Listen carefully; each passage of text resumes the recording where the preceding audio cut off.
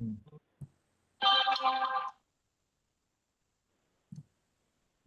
Mark, Yes. I'm gonna be on Monday night. I'll be on your thing, so I signed up. So I just want to let you know. I want to on your committee, to listen. Or okay with you? Committee. Yeah. Which committee? Is that the social service or something on Monday the 13th? You're the host. I got the email. Monday the 13th. Yeah. That's aging and social service. Yeah. I signed up to, Great. to listen. Hey, Howard. That's okay Thank you. with you. Thank you. You're welcome. All right, everyone. We are live on YouTube as always. We have worked this out, so we are streaming live on YouTube, and we have participants here tonight, both in the meeting and viewing the meeting. We are glad to have everyone here tonight. Welcome to the June meeting of Queens Community Board 6. We are wishing everyone that celebrated a happy belated Shavuot. And if I'm saying it wrong, forgive me. We wanted to also extend a very early happy Father's Day to all who celebrate. And for those who celebrate Juneteenth, wonderful this year to have it as a state holiday, I believe. So it's wonderful. So those who celebrate, we wish you a very happy Juneteenth.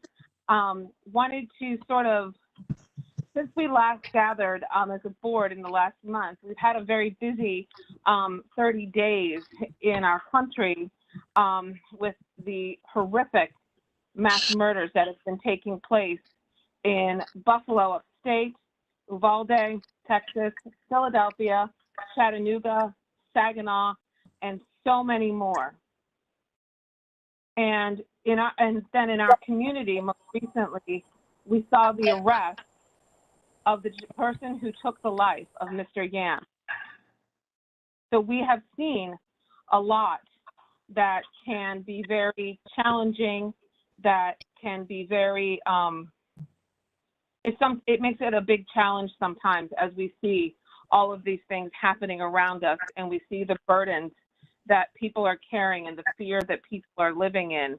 And as I was reflecting on a lot of that, as I sit in my home where I have my lovely two daughters, teenage daughters who, I'm very grateful for, and I'm thankful to have them, and you hear what is happening, it is so easy that your heart just really tugs and pulls for loss of a father and loss of a mother and loss of children. And I was reading a wonderful poem that was written by this wonderful young Black poet by the name of Amanda Gorman, and she wrote this very long and lovely hymn for the hurting. And what she says, 2 lines in there I think are very poignant for what we do. It says, may we not just grieve, but give. May we not just ache, but act. And we, Community Board 6, are at our best when we turn our anguish into action. And tonight, that is what we're going to do. We get to work to make our community, and hopefully by extension, make the world a better place. Because it's what we can do. It's what we can do in this moment in time. So I just wanted to say that tonight because, again, we center our work trying to move things forward for our community.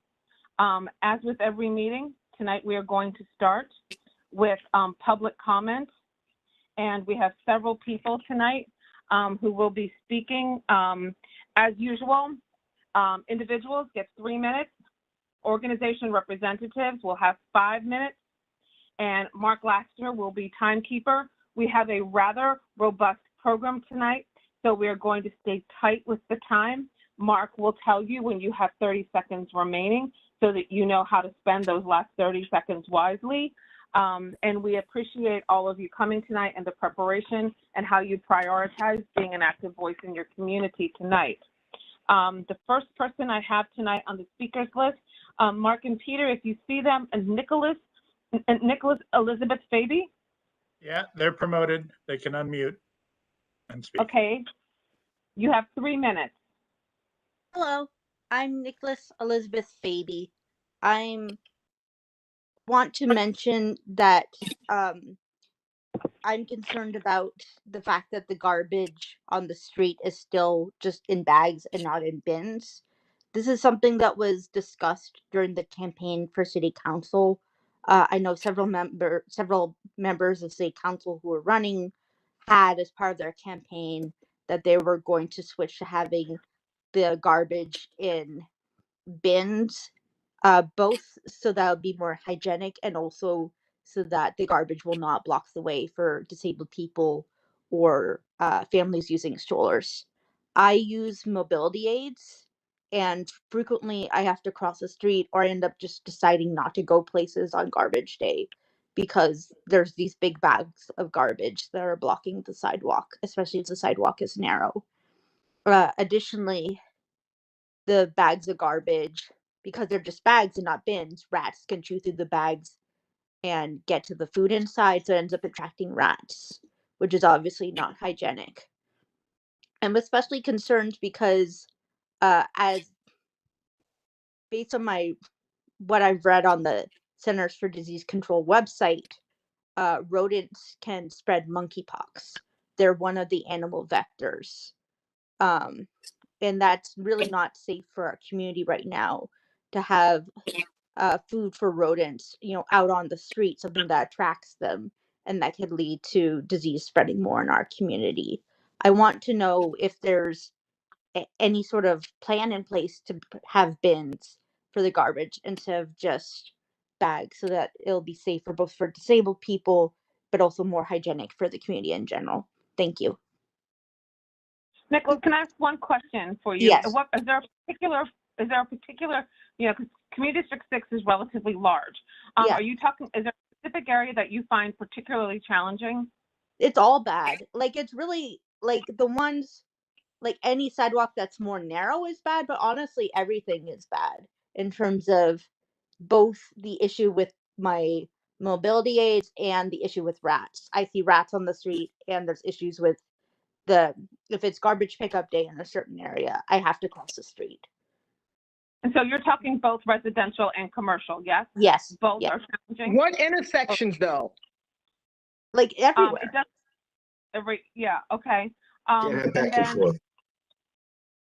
Yeah, okay. And then the other thing is, as far to my knowledge at this stage, at this point, and I'm going to be transparent, myself, I don't believe, or the district manager are aware of any plans to roll out bins to both business and residents.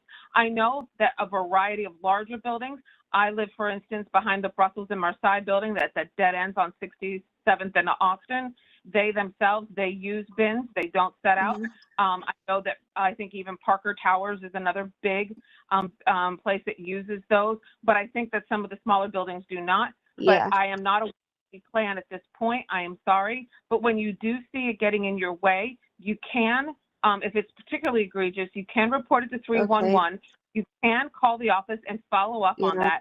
I have personally reported some trash on Queens Boulevard on the 20th of May, and when it wasn't followed up on, I called the office. 12 hours later, boom. The issue is that I don't have 12 hours to wait to be able to walk around, and it also doesn't address the rat problem. What I'd like is if the community board could advocate to the city council for there to be a general policy of having some sort of citywide rollout for bins. Because when I lived in other cities, they had bins for residential garbage, and obviously it solved the rat problem, but it also occasionally there'd be a bin blocking the sidewalk, but it was more of an occasional problem and not a consistent problem for me. Nicholas, thank you so much for sharing this with us. This is something we need to dig in further. Yes. I appreciate all the background you have. If there's anything further you'd like to share with us in writing, you can. I will see what we can learn. This won't be overnight. I am sorry for the challenge. I know that our streets are narrow, and I'm hearing you. I used to push a stroller with twins, so I totally get how impassable. Then it puts you unsafe because you're out in the traffic. I get it. So let me see what I can learn, and then let me get back to you, okay? Thank you so much. I have no new information for you tonight. Sorry. And sorry, I didn't catch your name because it just says Queens Community Board Heather. 6. Heather. I'm sorry. Okay. I should have said that. My name is Heather Dimitriadis. Heather Dimitriadis. Okay. Thank you. Yep, you're welcome. Thank Okay, you. next up is Jess Zhao. Do we have Jess? I think I promoted the correct Jess. Okay. Jess, you want to unmute? Oh. Hi, everyone. Can you hear me okay? Yes. Yes. Okay. So I'm just going to get started. Thank you all for inviting me and for your time.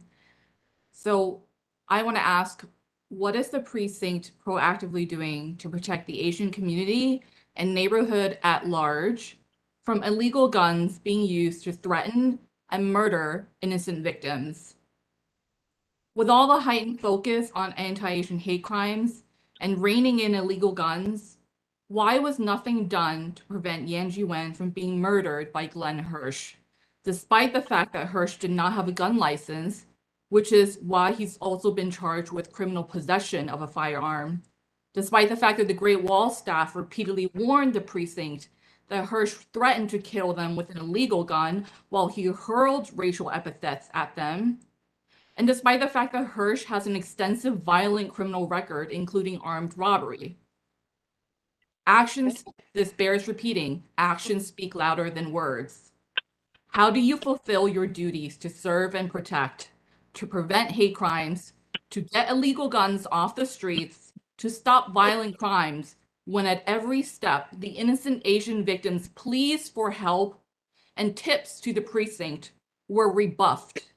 Clearly, egregious mistakes were made that cost an innocent man his life, his 3 children their father, and his wife her life partner. They will not be able to celebrate Father's Day this year. What steps are being taken so that this never happens again? Will there be an internal investigation conducted? Will the precinct mandate training to its officers to follow the proper procedures? And will there be increased patrols to protect Asian businesses and their employees? Thank you.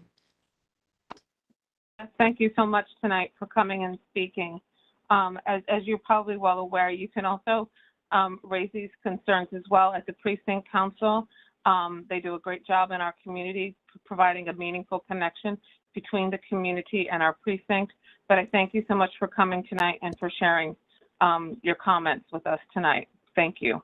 There. Next up, I have a joint public comment by Amy Sin and Stella Zhu. Stella will be delivering the joint statement tonight on their joint behalf. Do we have Okay. Stella? Stella's been promoted. There you go. Thank you, Heather. We are grateful for the efforts of the NYPD in apprehending Glenn Hirsch and the murder of Yang Jiwen. However, with the rise in anti-Asian hate crimes, the AAPI community remains on edge. Hirsch's harassment of the workers at the Great Wall began in November of 2021, including using a knife to damage a car on December 16th and threatening Mr. Yang and brandishing a gun at the restaurant workers on January 28th.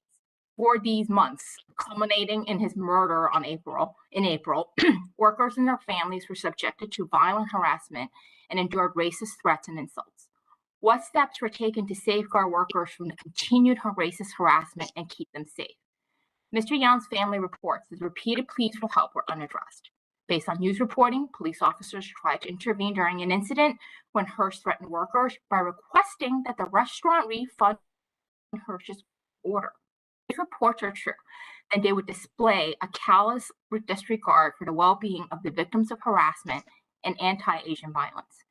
We ask that the 112 precinct and the DA's office provide the community a detailed account of what was done to address these months of harassment endured by the workers of the Great Wall and provide a plan for how similar situations will be addressed in the future to protect our community from harassment and anti-Asian violence. At the same time, I wish to thank CB6 members for their continued advocacy and allyship.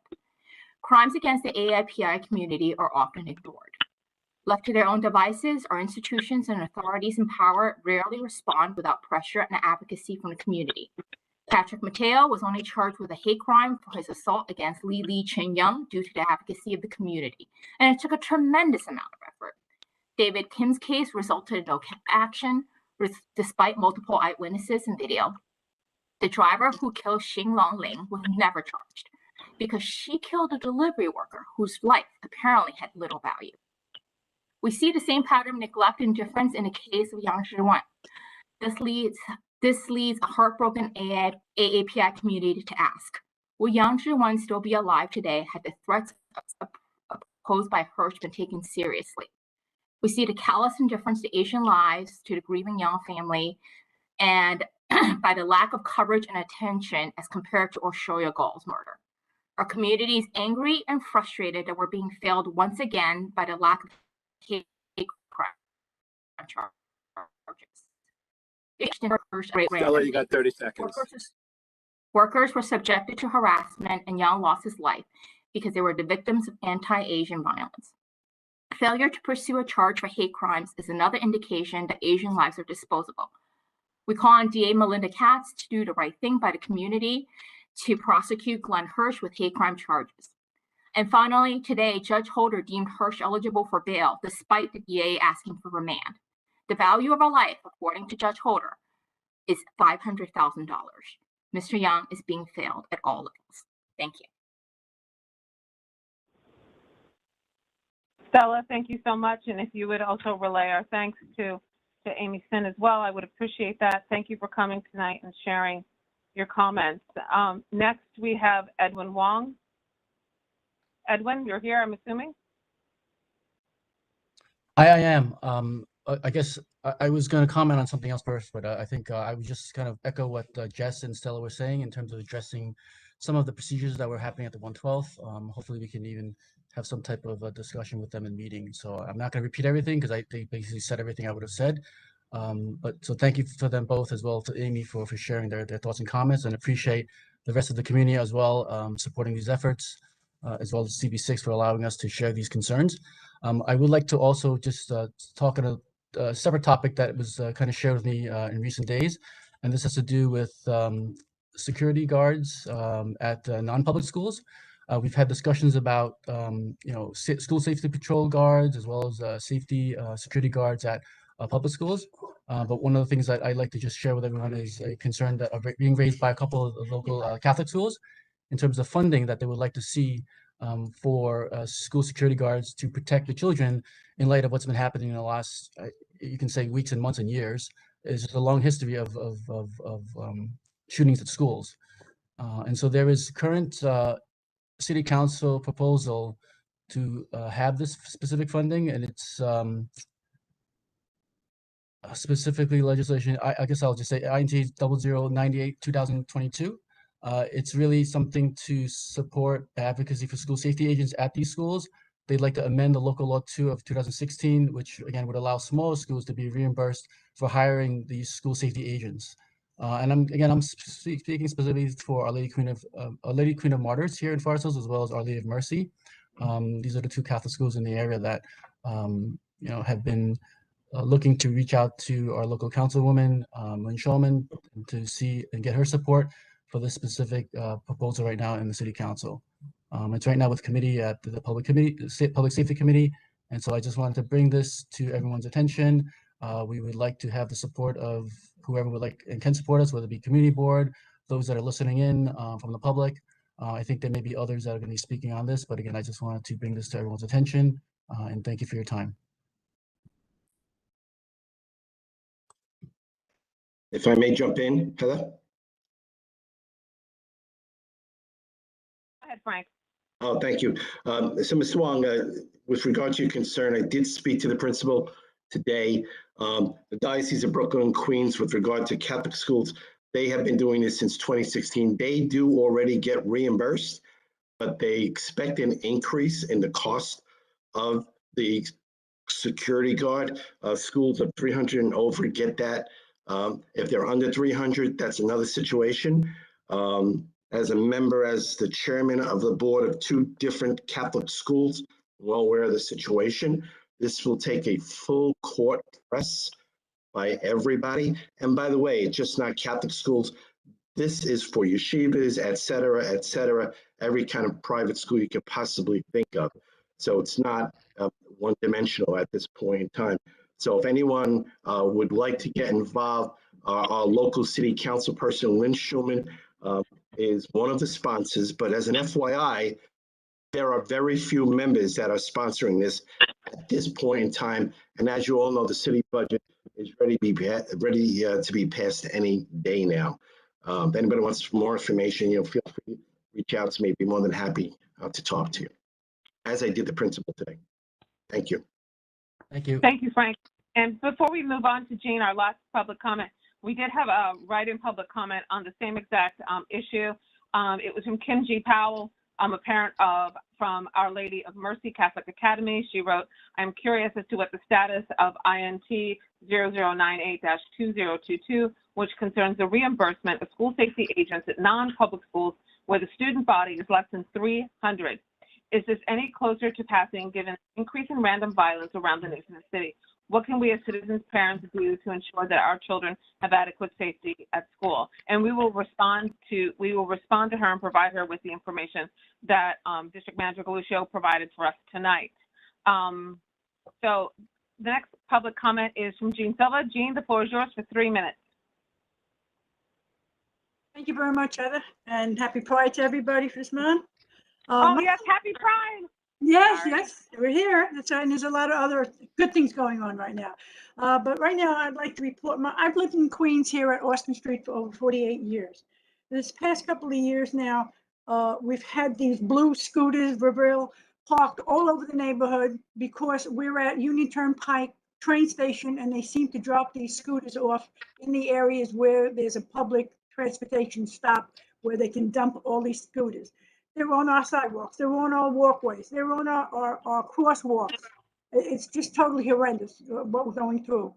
They have to find a place to put these scooters, for number one, get it off Austin Street and out of Queens as far as I care. The other problem that we're having over here is the underpass at Union Turnpike and Jackie Robinson Parkway. The Department of Motor Vehicle or whatever comes and they change the street around, they broke down, they reworked it. It's causing so much havoc over at Union Turnpike and the underpass with cars coming. Then they rerouted the traffic from Queens Boulevard and 77th Road, from 77th Road to 77th Avenue and Q Forest Lane onto Austin Street. These are all two-way streets that are backed up anytime from 2 o'clock in the afternoon until 8, 9 o'clock at night. The traffic has tripled, the noise, the insanity of trying to get across Austin Street for 48 years. And I don't know how in God's name we haven't had somebody killed in this area, because it is terrible. I had tried with Karen for 8 years to get a crosswalk, a light, a stop sign.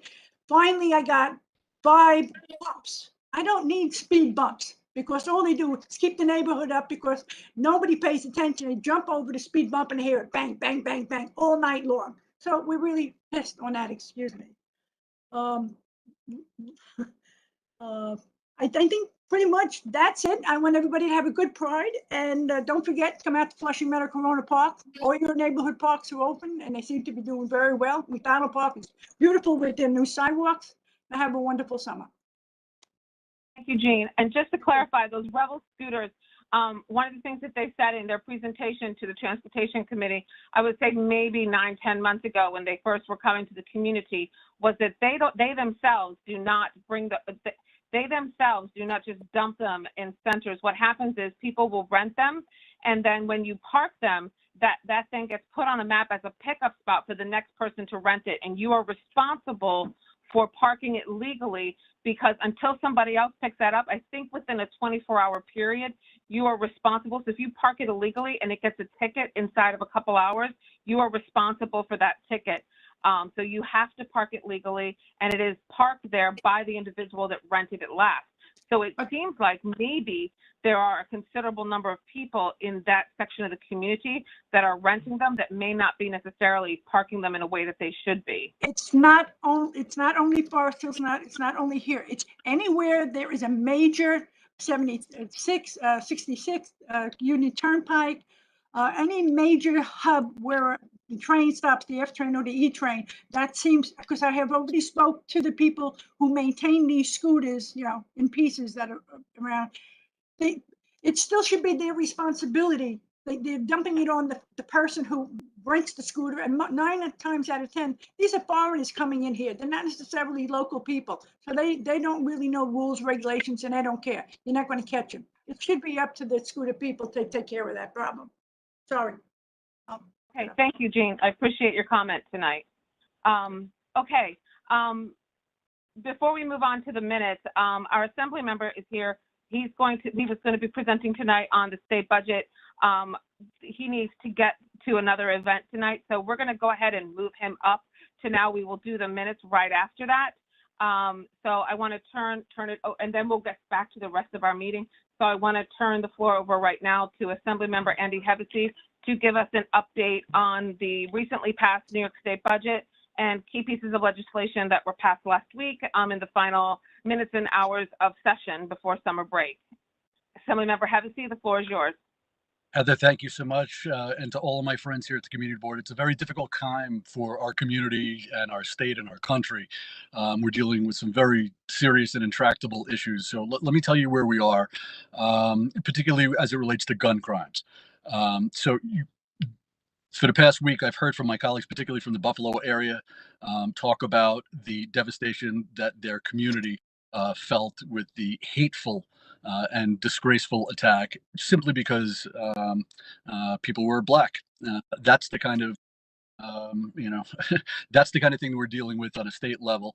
You see it. You're seeing rise in anti-Asian Asian hate crimes. You're seeing anti-Semitic attacks. So, on a gun crime topic only, we passed 10 bills in the state legislature this past year, and I want to put it in context. New York State already has some of the toughest gun regulations in the country. And I'm going to tell you some of the 10 that we just passed, but eyes wide open, these are not going to solve all of the problems. Now, we've taken some extra steps, including raising the age that someone has the ability to buy an AR-15 assault rifle from 18 to 21. We put new restrictions on body armor because we're seeing these mass shootings. Many of them are carried out by people who are fully armored, so you can't take them down as they're murdering our fellow citizens and neighbors. We increased red flag laws, and we also are coming. There is a bill that's passed, and I want to see the mechanism on this, which will allow schools to have a quicker response and alert the law enforcement that they have an active shooter. But these bills are not going to solve the problem, and I want to be fully candid about that. The problem that we are looking at countrywide is that it is simple for somebody to go buy a gun in another state, get in their car, and drive it into our communities. So while we're doing the best we can on a state level, eyes wide open here. This is not a panacea. We have not solved problems. I will tell you, however, I believe that part of the reason why we are dealing with these magnitude of problems, rising rates of homelessness, crimes, gun crimes included, and a variety of other intractable societal problems, is because your New York State government has failed us. And I say that with as open a heart as I can. The state government over the last decade has gotten out of the business of preventing problems. We don't prevent societal problems. So to that end, personally in our office, and I want to thank my staff, particularly Alexa, Kevin, and Michael, who's on this call, we passed 4 bills this year that are designed to prevent problems from metastasizing. We focus on children. We try to get to traumatized children before they're turned to a level that you can't help them go back. After they commit crimes, they wind up on public assistance in perpetuity and homelessness. I will tell you very briefly what these bills are. They're in the weeds, but that's who we are in our office. We tackle the most difficult, complicated policy questions that nobody's looking at in an effort to prevent all of these problems, including crime. I will tell you, we passed a bill out of both houses. The 4 bills I'm about to tell you about very briefly passed out of both houses. The first one requires an analysis and a study of how many kids are in foster care that have intellectual and developmental disabilities. That is incredibly important because we have no sense of how many kids there are, and we don't treat them. So those are kids in foster care are exponentially more likely to wind up on the streets or committing crimes. That's the first one. The second one, we rectified an unconstitutional statute statute that was written in the 1970s that denied unmarried fathers in foster care cases. If their child is in foster care, they are denied the same due process rights as other parents, and that has led to children being permanently separated from their parents over the parents' consent. That would strip away families from their biological parents, and that's bad for kids. We have rectified that. The third one is in cases where there has been domestic violence or abuse, and there's a grandmother who is taking care, a grandmother or another caregiver taking care of a kid. Right now, government has the ability to seek paternity from an abusive parent. The problem with that is if you go to seek paternity, you're automatically letting that abusive parent know what county their children and the caregiver are living in, which means the government has been pinpointing exactly a perimeter of where you can find the people that you want to abuse. So we changed that law to require that if the caregiver or child has good cause to not seek paternity, which will alert a domestic violence abuser, that stands, and the the local social service district can't overrule it. And then finally, the last one, which I hope is signed very soon, rectifies a very simple law, a very simple problem with our law, which is that right now, any parent who is looking for a child care subsidy for the state of New York, who works part-time, works on weekends, works at nights, their kids are not entitled to full-time care, which flies in the face of every bit of science we know about the psychosocial and emotional needs of these kids. So we are going to allow parents who work part-time to have their kids receive full-time care. Now, these are not sexy bills, but these are bills that are all designed to prevent and mitigate childhood trauma. And I will tell you that the societal problems we're seeing now, including the kids that are 16 and 17 who are picking up guns, they don't just wake up and start picking up guns. They are subjected to repeated years of trauma. For example, and I'll stop, Heather, because I appreciate you bumping me up. But for example, the vast majority of kids, I'd say 90% who are in the juvenile justice system in the country, all have had trauma before the age of 5. We have adverse childhood experiences and childhood trauma that are not being addressed. So when you look at the newspapers and you look at the gun crime and you look at people on the streets with mental illness and all of the other problems that we're not solving, it doesn't happen out of the blue. It happens because over the last 10 years, New York State has gotten out of the business of preventing problems. So our role, my office, certainly as chair of the Children and Families Committee, is going to do the difficult work of preventing the problems to prevent the next group of kids from falling into, homelessness, being incarcerated, dropping out of school, being on public assistance in perpetuity. So you get the idea. So that's who we are. We will continue to do that in the weeds with the most difficult policy, I believe, anywhere in state government. And we have a great record only because my staff is so wonderful. But I want to be honest, this is a very difficult time. We are here for this community. We will continue to fight along our AAPI community, our Jewish community, and every others who are Black community who are under assault. And we will do everything we can to try to protect our community, including, and I believe this is another thing that we have to get back to, and I'll end with this, the fact that hate crimes are not a bailable offense is a gap in our law in Albany. That's a failure on the part of government. So I want you to understand, I'm doing everything we can to take responsibility for the fact that New York State government has been failing to prevent the problems of all New Yorkers, and you're seeing it metastasize and get worse. We will keep plugging away, and if there's anything we can do to be helpful to you, Heather, and all of our friends at the community board, you please let us know. But this is a tough time. We'll get through it together, and I thank you for allowing me to come and speak tonight. You have time for just a few questions? My pleasure. Absolutely. Okay, we'll take just a few questions. We have about 3 or 4 minutes for questions before you have to go. First question will be from Stephen Metz. Stephen Metz, if you could go ahead. So I work in the social work field, and I've noticed that one of the major issues that I've had with my clients is that we cannot find them therapy. I have clients who are kicked off of mental health services for not being in contact for 2 weeks while dealing with emergencies and other issues that they cannot control. They're just cut off from the system. And then once they're cut off from the system, every single clinic that exists within the city is full. They have 6 to 8 month waiting periods. The biggest issues that I'm seeing of why this is the case is because in our field as a social worker, I need to not only go to school for 6 years and pay $80,000 in student loan debt, but then I'm only offered $60,000 or less to live in the city and to pay off those bills. Mental health clinics and the people that work in them are overworked, they're underpaid, and they're being absolutely regaled by the policies of Medicaid that require them to not only see 8 to 10 clients a day, but also put in all the notes of those clients the same day. These are the problems that we need to start fixing in order to make sure that the people that have these mental health diagnoses are getting the help they assist. And we've been calling for that for years, and nothing seems to be getting done about it. So first, Stephen, thank you for the question. I know Mark Laster will be very interested in this answer with his background in social work as well. So the tough answer is the following.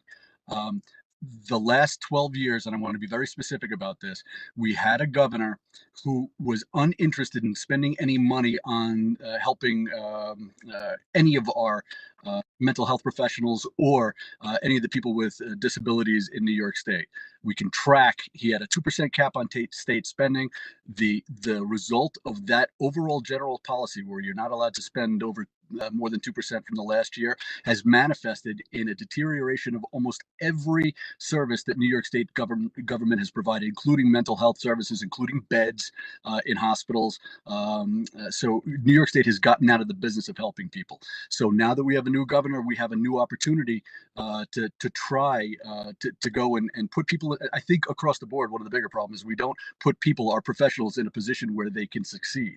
So you're right, we do burden them with caseload standards. We do have regulations that require them to do paperwork when they could be out helping people. So there's a variety of things that we need to do, but we're going to have to prioritize how to do them because to be perfectly candid, you can't fix this all in a day. This has been a 12-year run of intentional austerity, which was designed to strip state government of its ability to help people. And to get back there, we have to prioritize which populations we try to help. Now, I understand there's a mental health crisis, but we also have kids with disabilities who are not being served. They have to be served out of state. So again, I'm coming back to this is where state government has failed you. And I don't have a good answer except to say that we were not allowed in the legislature to spend to solve any of these problems. So there's been no cost of living adjustments.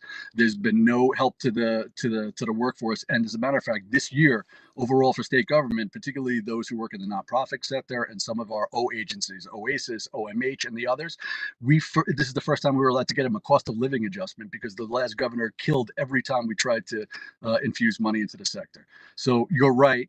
It is a bad circumstance. That's what we're coming off, and no easy answer except to say we'll try again with a new governor who seems more receptive to spending on our healthcare professionals and people trying to treat our neighbors in the community.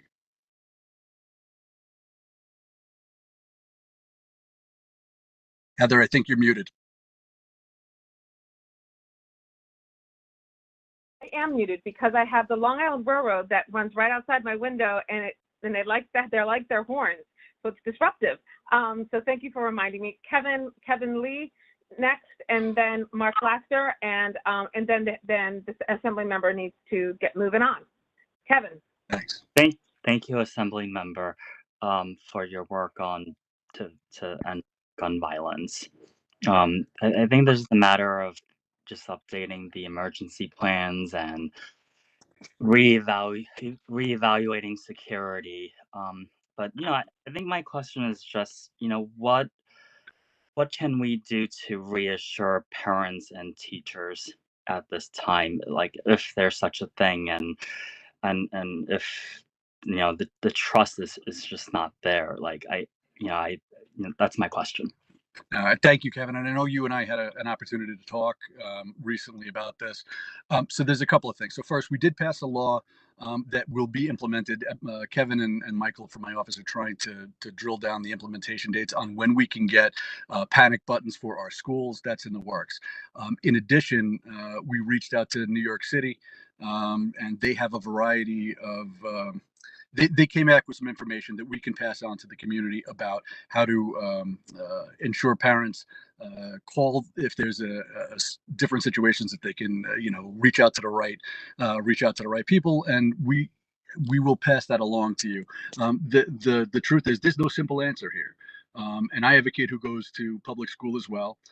I have that fear every time she leaves and gets on the bus. And it is unfortunately, and I want to be the elected official who does not tell you everything's going to be all right when we clearly know things are not all right. But we are going to be working with the NYPD, with New York City, and our school districts and the Department of Education to make sure that the law that we just passed for panic buttons is implemented. And our office is always a resource to our parents in the community, just in case there's some sort of crisis. But I share the same feeling as you do. I know you got a little one going to school. I have the same concern, my friend. And, I spent the last couple of weeks listening to speeches from my colleagues who were talking about the dead kids in their districts, and it's just a terrible time. And I think the federal government needs to do more. I think the state government, the gun crime, has done pretty much as we can. But we will continue to work with parents to try to allay their fears to the best of our ability. But I got to tell you, I share some of those fears for my own family as well. Thank you so much for that. Sure. Next up is Mark Laster. Mark. Right. So, thank you for letting me have a seat. I know you've been emphasizing the failure of state government, and there's another area that I think state government has had a total failure, and that's, of course, fighting climate change. And I think I want to thank you for the support that you provided to help the people who are trying to get bills through the legislature, the 2 bills we managed to get through, and thank you very much for your support. I guess my question is, I truly don't understand what's going on. I mean, again, all these issues are important, but climate change is extremely important. If we don't have a world to hand our children off to and our grandchildren off to, where are we? And I still don't totally get the pushback. I spent hours on the phone last week advocating for these bills, and thank you for your support. But what is it going to take to get these bills through? Maybe not, obviously not getting through this session, but in the future sessions as well. So I share your frustration on those bills and others, and I want to be honest with everybody here. The Albany is a very difficult place to navigate, where things die for really bad reasons. One of the bills you're talking about, the Electric Buildings Act, I thought we had a real shot at it. You had a huge swell of support at the end, and then to be honest, it didn't make it out of the committee, didn't make it out of the Rules Committee to get to the floor in time. So in Albany, you have to. So from my experience, you're going to have your heart broken a couple of times before you get success. That is just an unfortunate part of the reality. But the only way to win in Albany, and we've had success on the environment with the Environmental Bond Act earlier in the budget, but the only way to win in Albany is be absolutely relentless. If I had the answer of why that one didn't go, trust me, I would have been arguing and screaming and yelling about it. All I know is that the lead sponsor came back and said, yeah, it's just not ready to move this year. So we just have to redouble our efforts to push it through next year. There's also, I will tell you, one part of Albany this year that was a little bit of a different dynamic is these elections. The election cycle, I believe, this is just my personal opinion, have played a little bit of a role here with every elected official in the state of New York, from the governor to every senator to every assembly person, having to go up for an election soon. That manifested in a couple of ways. One of the consequences of that was everybody wanted to get home to their districts fast. So we were not going to sit there and debate ad nauseum every bill, despite its merits.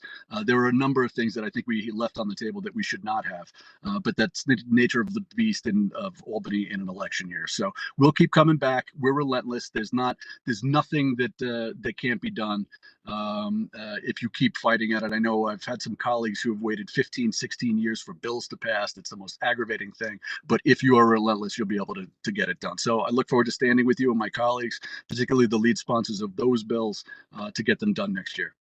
Okay, thank you. You're welcome. Thank you so much, Assemblymember Hevesy. We will let you get on with the rest of your evening. Thank you so much for making yourself available at this busy time, and hope to hear more from you soon. Thank you. And at any time, and I really appreciate it, Heather, and thank you, everybody. Be well and be safe. I'll talk soon. Take care. You're welcome. Also to the board, we did invite Assemblymember Rosenthal tonight. His schedule is extraordinarily tight. He was, I think, double, triple booked this evening. He was not able to be with us, so he sends his regards. He constantly has his rep at our meeting but he was just unable to be with us tonight. Now, we have the matter of getting things back into order. So next up would be the minutes for tonight's meeting. Do I have any changes or issues with the minutes as written? Alexa Weitzman? Thanks, Heather. So like I told some of you, last month was the only meeting I've ever missed. So I was reading the minutes very closely, and I noticed just a couple of things that need editing. In the first paragraph, Heather refers to Asian Pacific Islander Heritage Month and Jewish Heritage Month, but I believe they're both, it's Asian American Pacific Islander Heritage Month and Jewish American Heritage Month. So that was one just little edit. And then I have, I don't know if you could hear me, there's a big siren, but, and then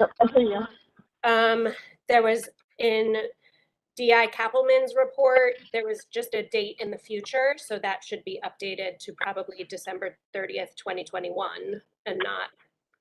Can you direct me to the page? Page 7. Page 7. Oh, that was the December 30th, 2022? Yep. We haven't quite been there yet? Okay, Yeah, so that's unless this actually is a simulation and I'm in a prior version of the software. Oh, please, let's not go there. That's so deep. Okay, so that was it. Yep. I have my hand up if nobody else does, Heather. Okay, I just want to make sure, Christine. I don't want to jump anybody. I don't want to jump ahead of anybody. No, Elizabeth, just 1 second. Christine, did you get those 2 changes from Alexa? Sorry, yes. Okay, great. Elizabeth, go ahead.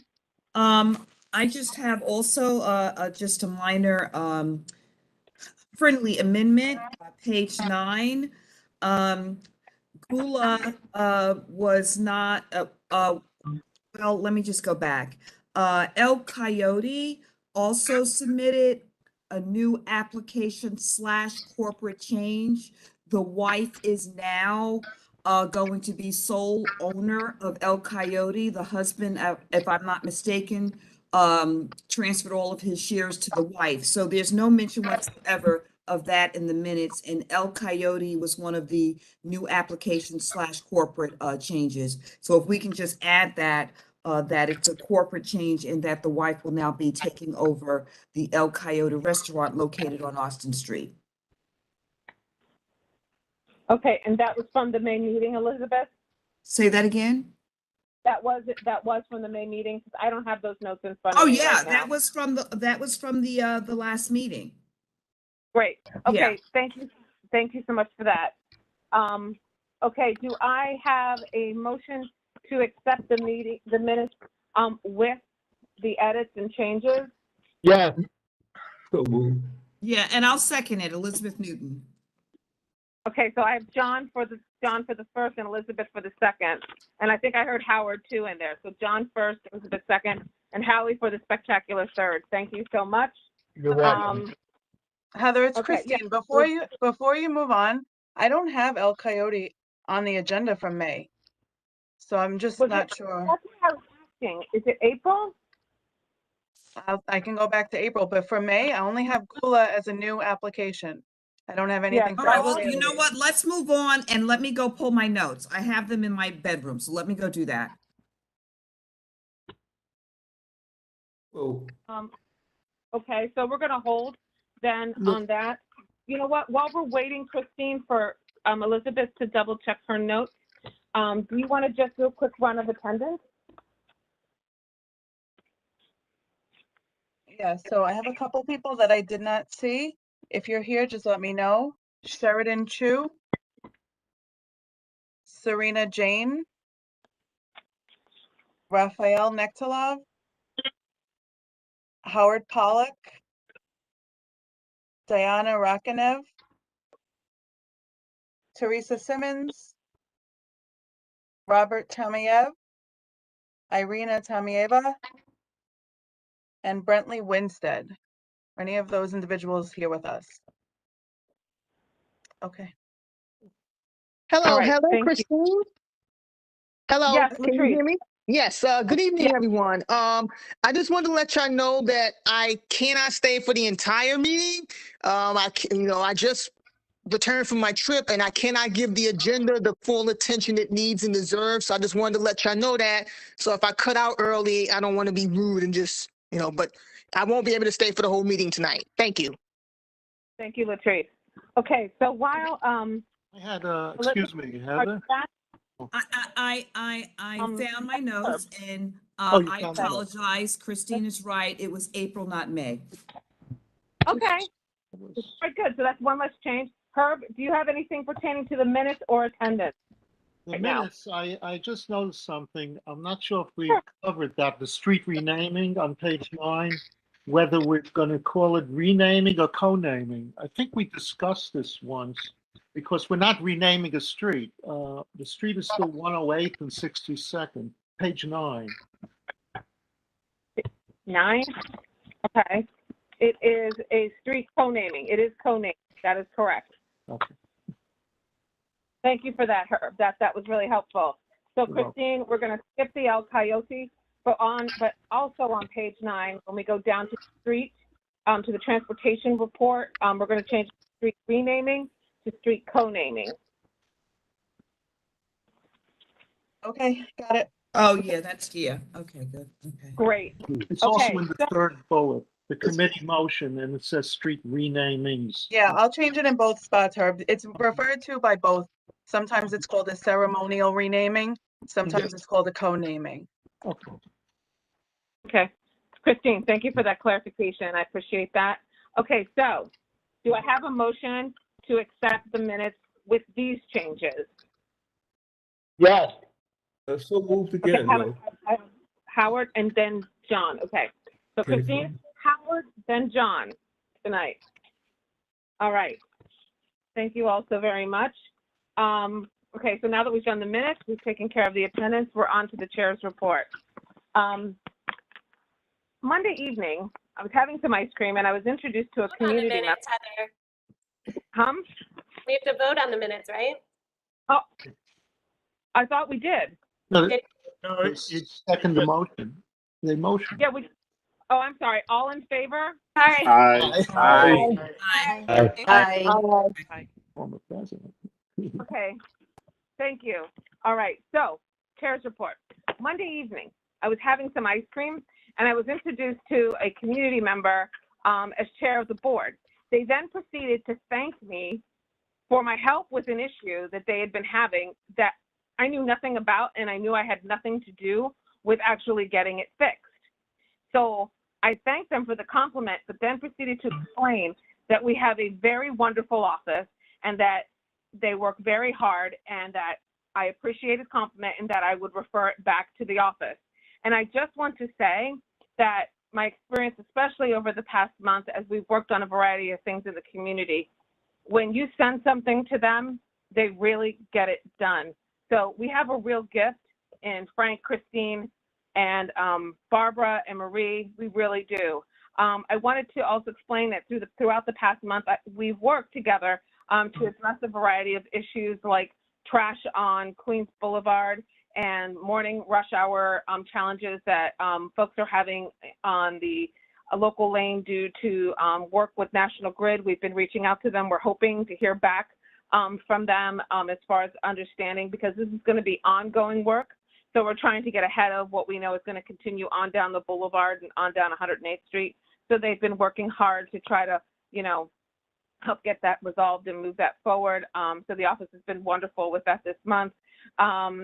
We submitted written testimony to the City Council regarding the upcoming budget and our concerns. As you know, we have many, and we'll be discussing those tonight. But the 3 that we chose to focus on was sewers, housing, and funding for our community boards. Community boards always get less and less every year and are expected to do more and more.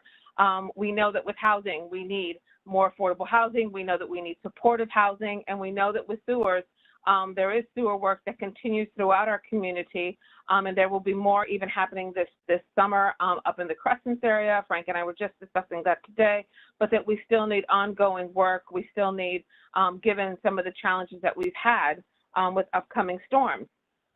Wanted to thank everyone who marched with us in the Memorial Day Parade.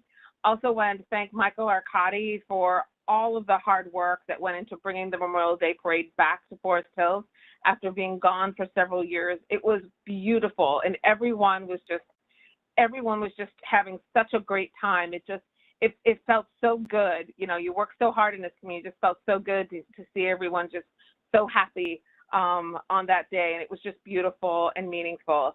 Also, this is our last meeting until September 14th. And we expect to be back in person for full board meetings starting in September.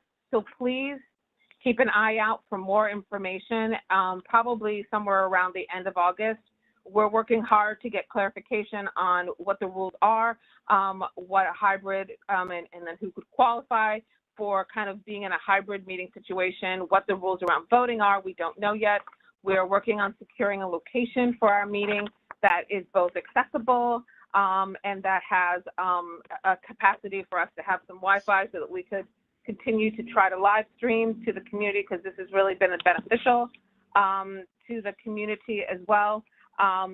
We also, when we took the survey regarding the return to in-person meetings, many of you indicated that this could start to pose a bit of a hardship for you. We understand. However, we want to be upfront and transparent and say that we will be following the guidelines as written. So we just wanted to say that up front so that when they come to us and say, this person qualifies, this is how voting will be, we will be complying with the guidelines as written. And we will completely brief, we will let you know once we have been completely briefed on how that will work. Also wanted to just take a quick moment to ask everyone to be diligent this summer when it comes to large storms and major rain events. Storms Henri and Ida wreaked havoc on our city and our particular neighborhoods last summer. And so I'm asking that if you haven't already, please sign up for Notify NYC. You can Google Notify NYC. If it's easier, I set up a tiny URL. It's called tinyurl.com/notifycb6, where you can sign up. That is where you get notifications for storms, where you will get notifications if there is a problem coming your way so that you can be prepared. And also, if you are in an area that was flooded last summer, make a plan now. Lastly, if you see garbage collecting around a storm drain or a sewage grate, please report it to 311 so that they can get on top of it before there's a bigger problem, because that happens from time to time, especially on some of our thicker thoroughfares like Queens Boulevard, where it acts like a wind tunnel and stuff gets whipped into those storm drains. If you see one particularly problematic, please take a picture of it, log it on 311, and then call the office and let them know that this is what you've done so that they can do their absolute magic and follow up on it. So that is my report. So I'm going to turn it over to the district manager for his report. Frank? Thank you, Heather. Hi, everybody. Soon, before you can believe it, we'll be back in person. We're waiting for the governor to come down with the directives regarding hybrid, et cetera, et cetera. We're a little bit concerned how that's going to happen. We're also concerned, I'm glad Heather put into our request, we've been cut year after year, our budget, and that's a serious situation. Moving right along, I am continuing with the other 14 district managers in Queens County. In fact, tomorrow there's a meeting with regard to the Queens borough-wide budget consultations. That's really big, but we all come together and we question the different agencies with regard to the budget as it happens. Just as a side note, I'm sure most of you know that the staff does in-house training with the City of New York. In fact, they're setting up for us right now a citywide disability awareness training that we all have to take. Aren't we lucky? And moving right along, Heather also mentioned a minute ago about all the work that's being done in the community, up and down 108th Street, up and down Queens Boulevard, and now beginning with the Crescents. Yeah, we'll be inconvenienced, it's true, but they're replacing a lot of aging water mains. That's what that's about. Will it fix the problem? The answer is absolutely, positively no. because the side streets have to be done. So the mains will be worked on the thoroughfares. And we've been waiting for that, like our library, for years and years and years.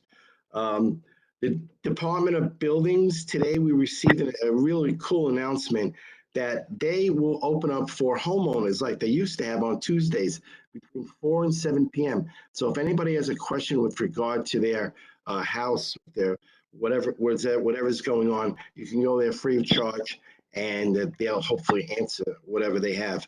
And not politically speaking, but early voting, June 28th.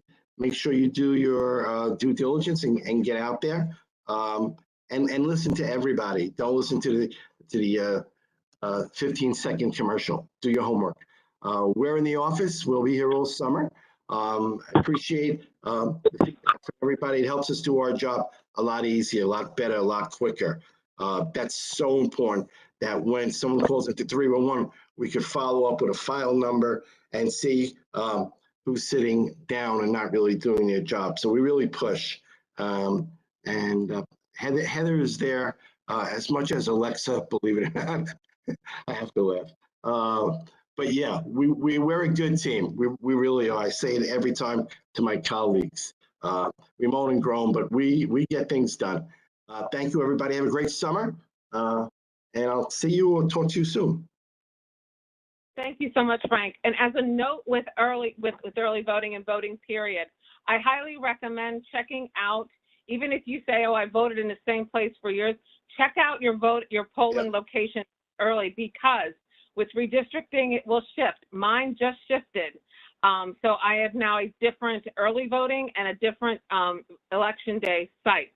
So you should check before you go, because that was surprising to me. So thank you so much for that, Frank.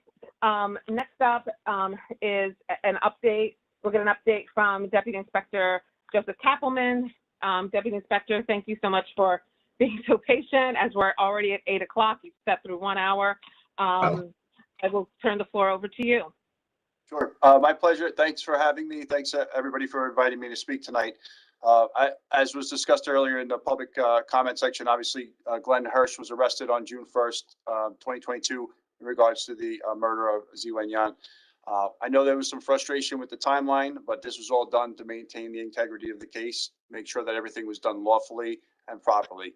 Court authorized search warrants were issued on June 1st for the defendant's residence, his wife's residence, his vehicle, and a storage location.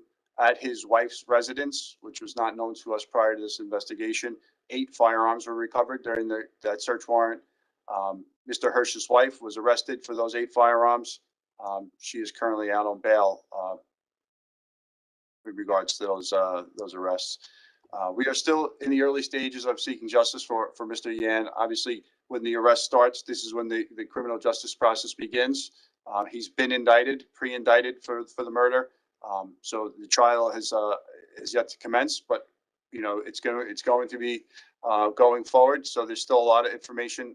There is some information that we can release, and the district attorney had a press release following the arrest, which anything more than that I wouldn't be able to provide, because there is still a jury pool of people out here that could potentially be on that jury. I know there was a Twitter post today regarding Glenn Hirsch being released. Clearly, that's not accurate. He is still in custody of Department of Corrections. And as someone mentioned earlier, there was a $500,000 cash bail sent. There's also a $10 million secured bond and a $15 million partially secured bond. So he is in custody at this time, and will be future court appearances upcoming. As you know, we are struggling with crime here in the 112, as we are citywide. We're up significantly over where we were at this point last year. We were going up against very low numbers at this point last year. We were very, very low. So we, we really have had an increase over the last month and for the year to date. Grand larcenies continue to be the driver of our overall crime here in the 112, where they account for 58% of our major crimes. Our largest increase with respect to grand larcenies has been identity theft related, including compromised bank accounts, ATM transactions, which It's generally as a result of skimming devices placed on ATMs. We've also seen a lot of compromised existing credit card accounts. Some other things that we're seeing right now is a spike in grand larceny from auto, cars being parked unattended with the doors unlocked and valuables remaining inside the car. So we get people pulling on door handles and removing expensive property. I know a lot of people have had an issue with the catalytic converter thefts, which we've also seen citywide and a little spike here as well. Traditionally, they target the older model Honda CRVs and Honda Accords. Recently, they've been targeting Mitsubishi SUVs.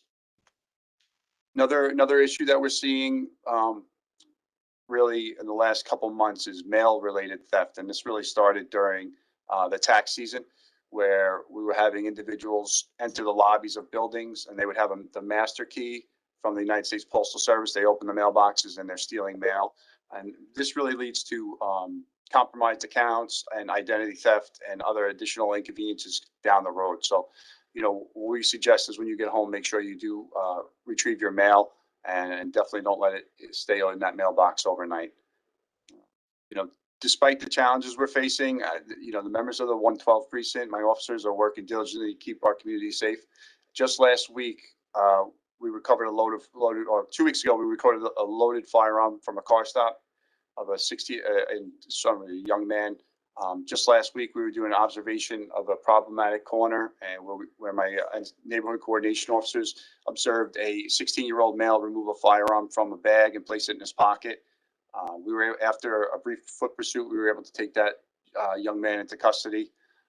This is a person who's been previously arrested for a shooting, and he's also been shot, and he's only 16 years old. So, gun violence is a major problem in our country, in our city, and prior to this year, it really hadn't been a problem here.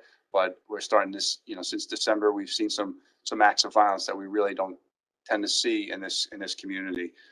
But my officers are out there, and gun arrests are up significantly. But we are facing, a lot of challenges. But with that, I could take a couple questions if we have the time, if time permits. Yeah. Deputy Inspector, is there anything you can share with us regarding the stabbing in the apartment building here in Rego Park on I believe it was last evening?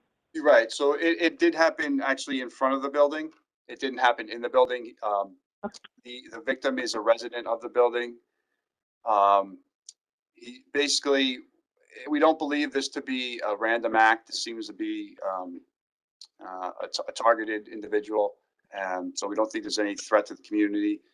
But right now it's a very, very preliminary investigation at this time. So we don't have a lot on that right now, but I could say it was not targeted. I'm sorry, it was a targeted thing. It's not a random act of violence. And how is the victim? Do we know? Yeah, he's conscious and alert, and our detectives have spoken to him. He did suffer several lacerations. Thank you for that update. And then also, do you have anything you can share in regard to the incident with the crossing guard at Mel's most recently? Anything you can share about that? Well, the school crossing guard was suspended as a result of that interaction. So she will no longer be on post, and she'll be facing department charges. Okay. And so then I think that's safely, because I think you and I have talked about, the ongoing challenges that you face and that the community faces, that we have 15 posts for crossing guards. And I think we were down to 5. Is it safe to say we're down to 4 at this point? I believe it's 3 at this point. So we do have three school crossing guards for 15 posts. And it's something we've it's been a challenge. The hiring process has been a challenge. It gets done downtown. We've requested additional school crossing guards, and they don't have them at this point. I know that last year there was talk of transitioning them to the DOE. That didn't happen. I think there was a hiring freeze because of that, and we're really having a problem now. Yeah, we know that you've been helping us with that, and we've been at a few school site visits that have concerns as well. So thank you for that. Okay, I have a few folks with hands up, and I'm going to take them. First, I have Elizabeth Newton. Elizabeth? Yeah, thank you, Heather. Thank you, DI Kappelman, for being here tonight and providing as much information as you could. I think I heard you say that Mr. Hirsch had bail set at $500,000 for an intentional murder, a murder one. Is that correct? That is correct, yeah, and believe me, that's not obviously not something that the police department determines, but it's $500,000 cash, $10 million secured bond, and $15 million partially secured I'm a bond. little surprised to hear that because in Queens County for a murder one, it's usually a remand. Well, that's what the district attorney requested. Right, but he didn't get it. So were there any mitigating circumstances why that he was not remanded? No, I don't think so. I mean, I think that the case as it is extremely strong and the evidence is overwhelming in my opinion, but I can't speak for the judge that's sitting on the bench. No, I'm not asking you to. I'm asking you, are you aware of any mitigating circumstances why the judge would remand set bail opposed to remand? Are you aware of that at all? Anything? No. Okay. All right, thank you, Elizabeth. They never do that in Queens County. It's always remand. Yeah. I think there was general surprise by the public with that as well, Elizabeth, so thank you. Next, Alexa, I saw your hand up. Did it get put down? Do you not have a question? Just want to check. I wanted to give more people a chance to speak, but I'm speaking already. So I just wanted to, we had a number of public comments. You were here for them, DI Kappelman, and I wanted to give you a chance to answer a little bit more directly to the questions that people have, Asian American community members have about the overall police response to the continued harassment at the restaurant, and just I don't want to speak for them. They spoke very well in their words, but I just like to, you were here, you heard them. So if you— Right, it was a public comment section. I didn't realize it was a public question section, but I'd be more than happy to answer those questions. And I have actually met with Jess on that particular topic, and she's really just reiterated the same questions and same comments that she's made to me and other Zooms. So I'd be happy to answer any questions that anybody has. As I stated, that's after I finished talking, I said, if anybody has any questions, I'd be more than happy to answer them. So do we have anybody? I think the question is, Alexa, that I think that there has been concern about, that I think Jess spoke about, and that Alexa is talking about in her question, is sort of what came before Mr. Yan's murder. Why? Okay, so I couldn't keep up with all of the questions during the public comment section. So I could tell you this: every time that anybody from Great Wall called us, my police officers responded. They took the reports as they were supposed to do. They canvassed for the perpetrator as they were supposed to do, and they forwarded the report to the detective squad as they were supposed to do. An investigation took place, and there was no arrest to be made or able to be made on those incidents. Just because we take a report, not every report ends in an arrest. There has to be an identification procedure done, and the person wasn't able to be identified at that time. So in none of the reports, reports of the harassment, we have there was not enough as far as identity. I just want to clarify identity. I'm sorry, correct? say that. Say that again. I think it sounds to me like the issue that you're saying you had was firmly identifying the perpetrator. Is that correct? Correct. Yes. Okay. Alexa, did you have anything further?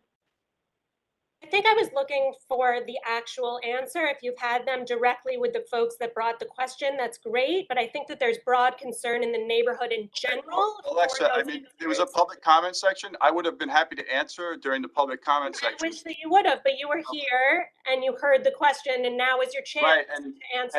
And I've actually had this conversation with Jess multiple times. I'm glad that she's had contact with you. I would like that answer here for the broad community. I didn't realize. forgive me for not realizing that during the public comment section, it was a public question section. I thought it was a public comment section. I didn't think it would be appropriate to interject during their statements, so I did not. Right, so do you have a chance right now to answer? Okay, but could we answer the questions? Because I couldn't write down all the questions.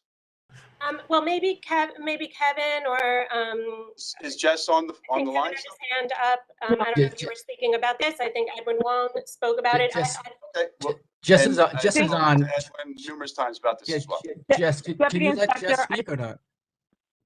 One second, guys. I want to bring, guys, it can't be everyone all at once here.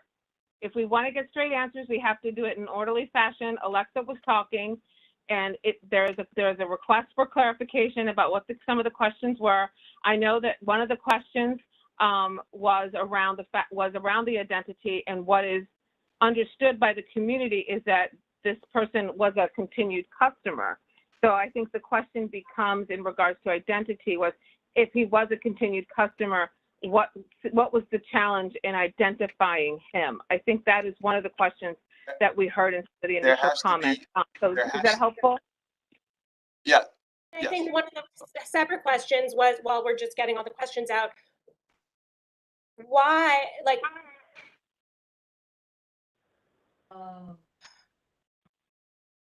how can people feel safe when there's a repeated offense and the police come to this like I'm a little emotional, and I hear the pain, and I would like you to speak from a place of I mean, speak as yourself, but I'm not getting from you that there's actually community concern here amongst the community for their safety of the Asian American community. I could not disagree with that more. I could not disagree with that more, Alexa. If you understood the painstaking challenges that we had to overcome during this investigation, detectives, 20 or 30 detectives assigned to this case every day, 24 hours a day, 7 days a week. The commitment they had. I actually just spoke to the Homicide Bureau Chief today, and she commented on the commitment of those officers, the way that they testified, all the work that they did to make this case get to where it is right now. So to suggest that we don't care, I've been to Great Wall. I was going there almost every single day. I've met with the family. I've met with Kenny or Kai numerous times. He knows me. I've been to the funeral.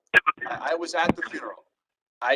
To suggest that anybody here doesn't care or doesn't feel the same pain that the rest of our community is feeling about Mr. Yan is absolutely terrible. I am not suggesting that you don't care, and I think that was maybe I either misspoke or you misunderstood. My suggestion was that the community is concerned and wants to hear something that makes them feel that their concerns are being addressed and that their concerns are being cared about.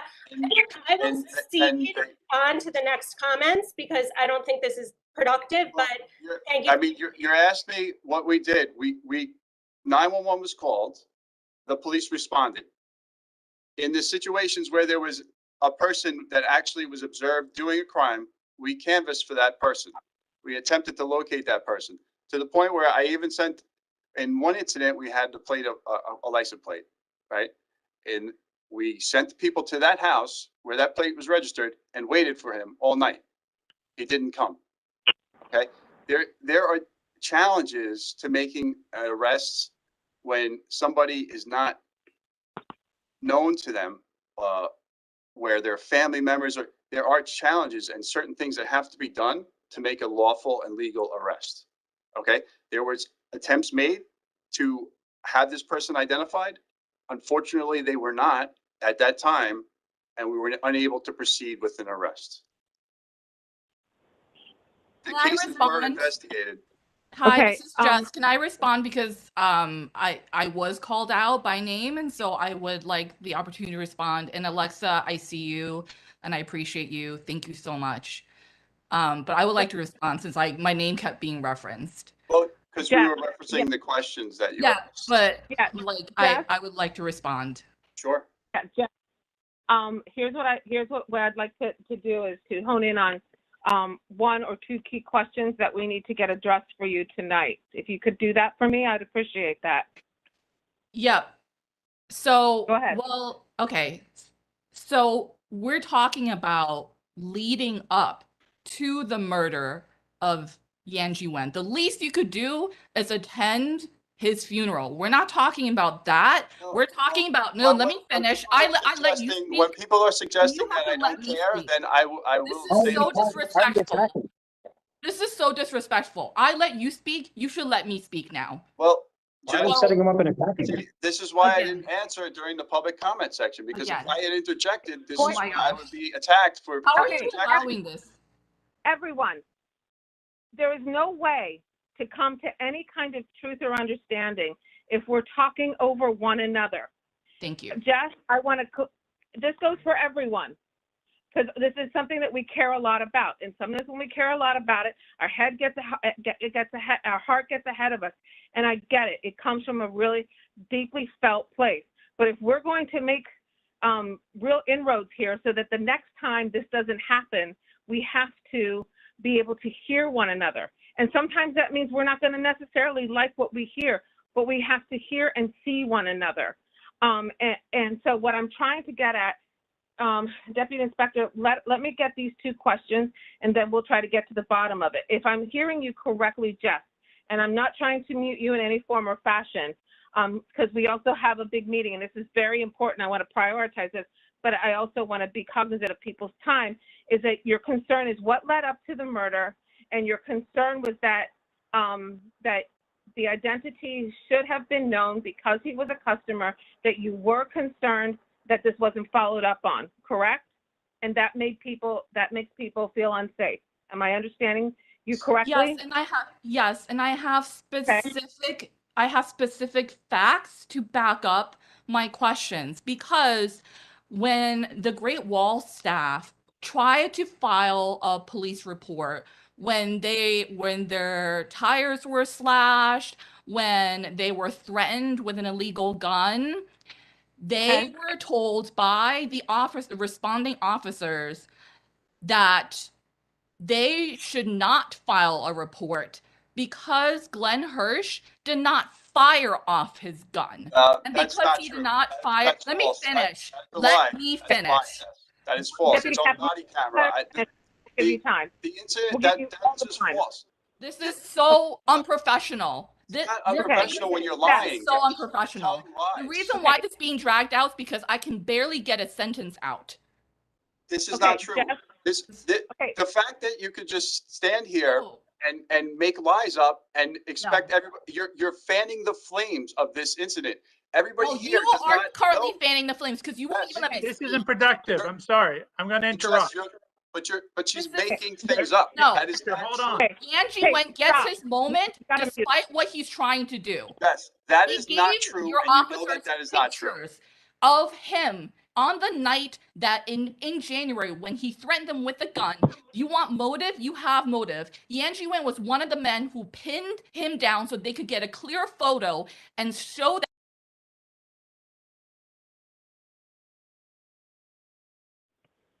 Okay, the only reason we muted was because there was too much talking over, and we had to figure out how to technically do this. Jess, I hear what you're saying. You're saying that there were times that they wanted to file a police report, but they were advised not to file a police report. This is what your understanding is. And your concern is that by not doing that, when the identity was known, that is what then created this vulnerability that then cost Mr. Yan his life. Jess, if you could answer yes or no, that is indeed what you were asking? Yes, on top of photographic evidence that they submitted to the precinct that showed Glenn Hirsch's face on the night with him holding the gun. Okay, Jess, I hear you. I want to give Kappelman an opportunity to solve this. And then I have 3 other people who have questions, and then we have to move on to the next part of the meeting. Jess, I know that you have had conversations with the deputy inspector. I know that you have attended precinct council meetings, and that is a place where you could, I believe they are meeting again a week from today. Typically their meetings follow our meeting. So that would give you another opportunity if your questions aren't satisfied tonight. But we're going to do what we can, but we can't all be over talking one another. And Jess, I want you to understand that what we've done tonight with you is exceptional. Typically the public comment period is at the front of the meeting, and that is it, and that is all. So I want you to understand that we are taking what you're saying seriously.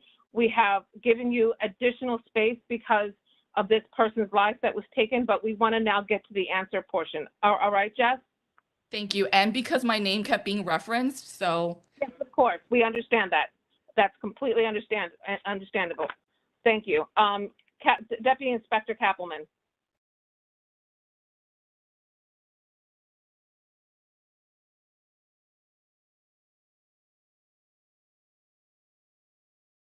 Muted. Oh, there it goes. Well, I was muted. I didn't mute myself.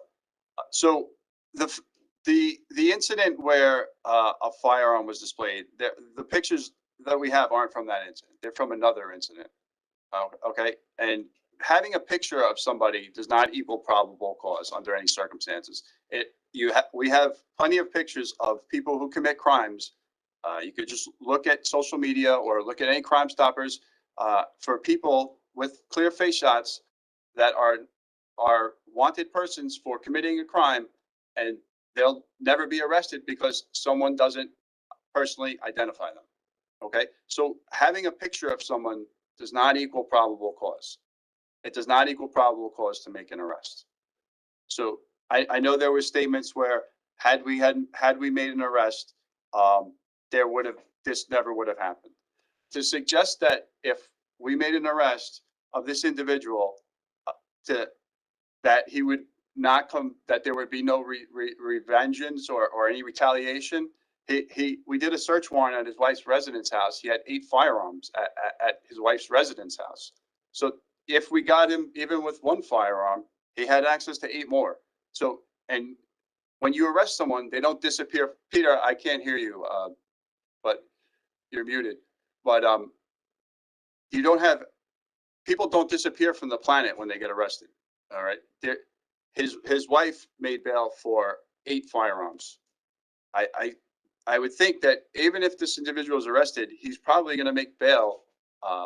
There's the bail for 75% of the people arrested in New York City with a loaded firearm are out on bail right now, or out or released on their own recognizance.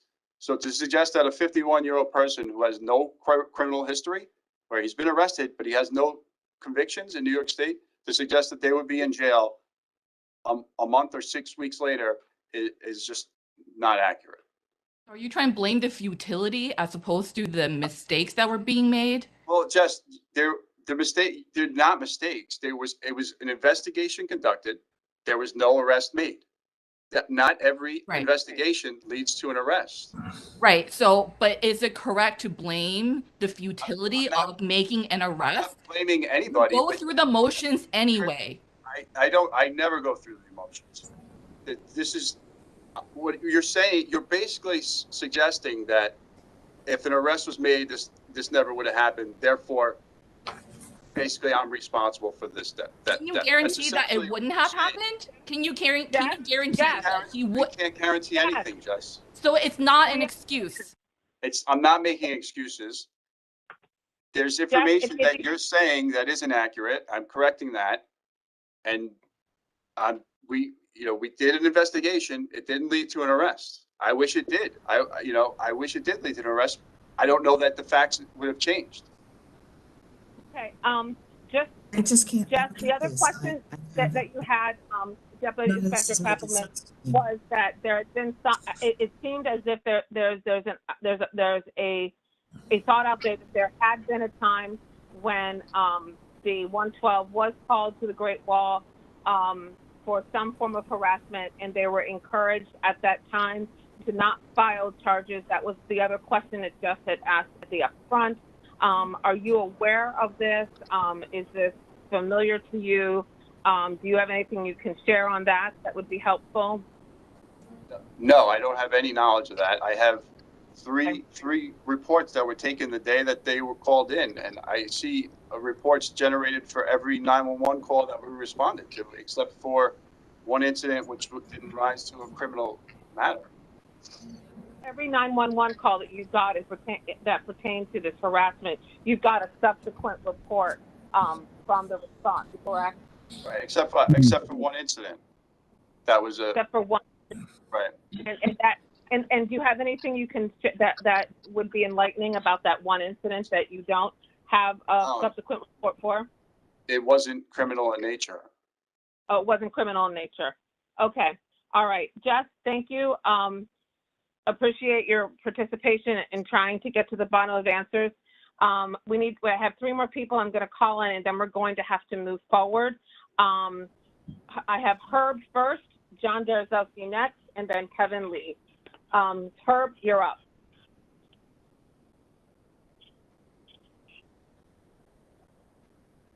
Herb, I think you're. Sorry, no.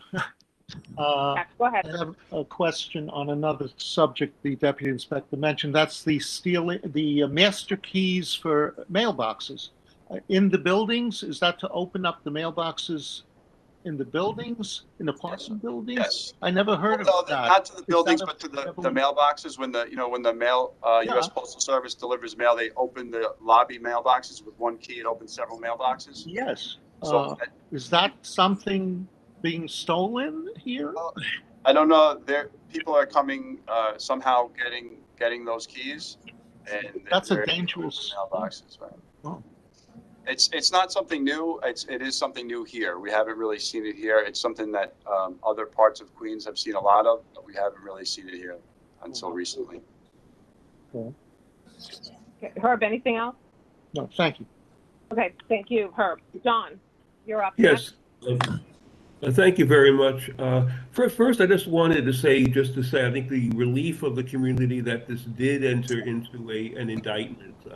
And I'd like to say one positive thing, that the police and the DAs did not feel themselves to be just forced into making a hasty decision here, but had to make sure that the I's were dotted and the T's were crossed before doing it. There would have been nothing worse than to have a quick indictment that would result in a tainted case that would frustrate everyone. But having said that, I think based upon some of the comments that were made here, it's very clear that there were certain real problems in the system relating to the reports and the complaints that were made that really prevented something from occurring before the murder did occur. I'm sure these will be addressed probably in the departmental investigation that I hope will occur. But I want to look forward a little bit. I mean, based upon what failed to stop this murder from occurring, what kind of changes in those procedures would you recommend, or would you consider? What are the things that could have? What were the red flags that really should have been looked at and were not? And how could, looking forward, I mean, the last thing in the world we want to see is something again to happen like this, to avoid this in the future. So if you can address that, I'd appreciate it. Right. So I mean, that's really similar to the question that we've been answering, and that is, I explained that, where we believe that this is the same person on every occasion, right? We believe that because common sense would indicate that this is the same person. But proving that each separate individual crime was that person is what's difficult. There's certain information that we recovered from one incident that we didn't have at another incident, right? So you have somebody wearing a full mask and a hood and gloves. So we believe that it's that person that we have a picture of, but we cannot say for sure, right? So the response by my officers assigned to the 112th precinct was proper. They responded to the jobs, they conducted their canvass, and they took their reports, and the reports were left open to the 112th Detective Squad, who then conducted their investigation that did not lead to an arrest. So I don't see, any need for any other re-examination of the procedures that might prevent it and might be more proactive? I'm just trying to say this because, I mean, we really want to prevent things like this from happening in the future. Well, I mean, of course, Want to anytime look you have forward as well as backward here. anytime you have the same location reporting crimes, yeah, obviously that's something that you need to be aware of, and something needs to be, there needs to be an additional, or like say, hey, there's something going on here. It's not just one random criminal mischief. There's something more here. So, that has to be done. That is done when we have incidents like this.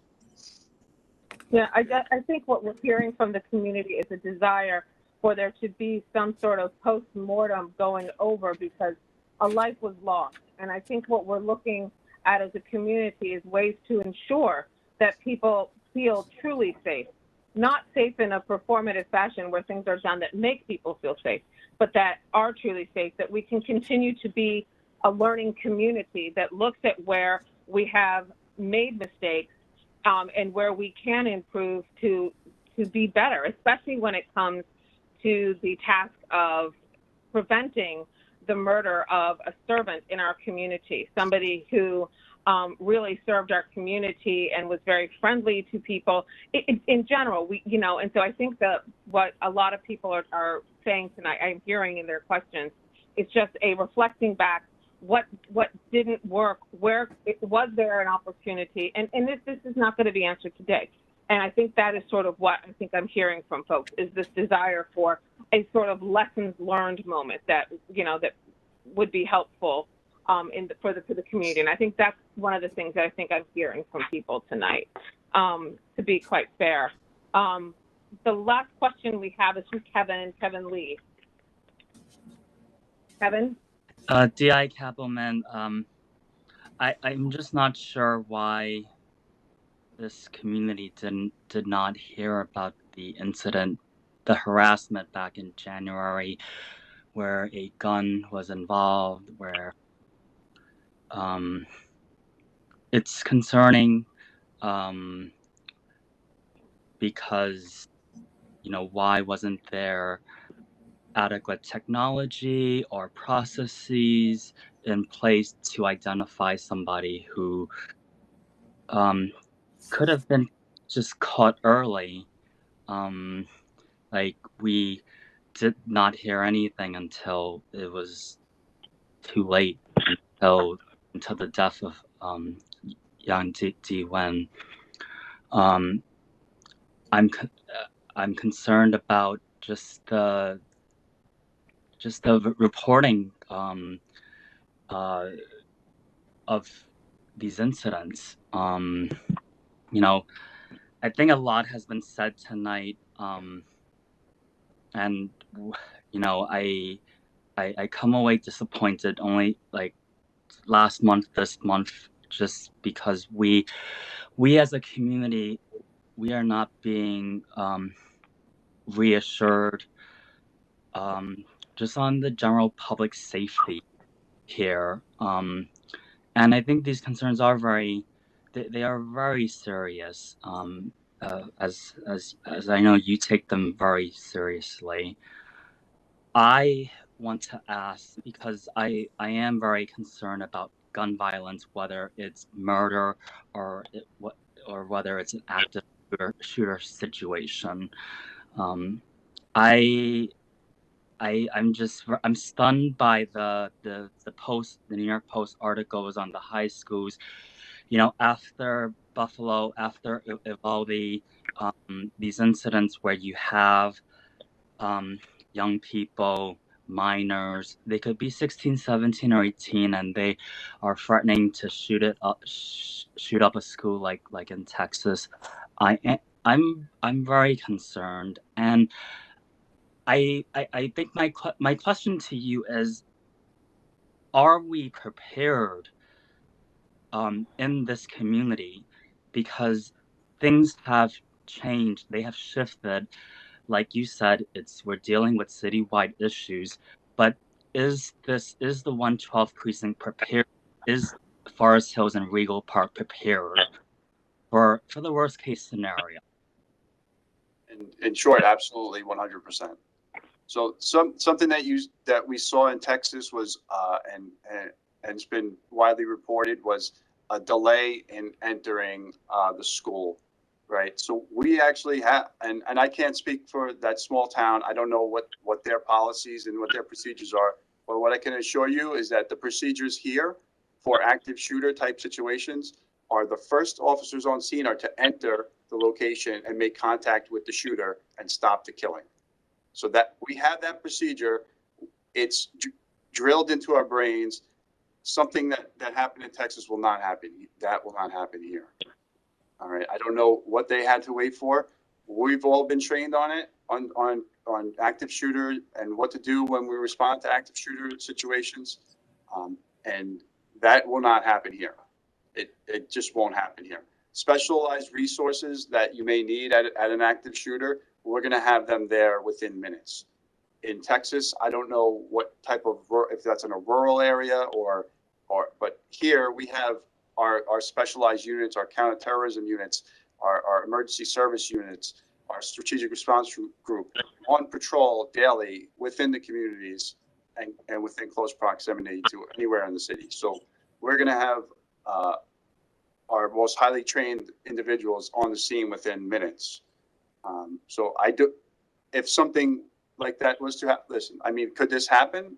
Absolutely. I mean, this could absolutely happen, and we are prepared for it. Okay, that is it for questions for this. Deputy Inspector Kappelman, thank you for coming tonight. I hope, and I know none of these conversations are easy for any of us within the community, and also from your side as well, Deputy Inspector.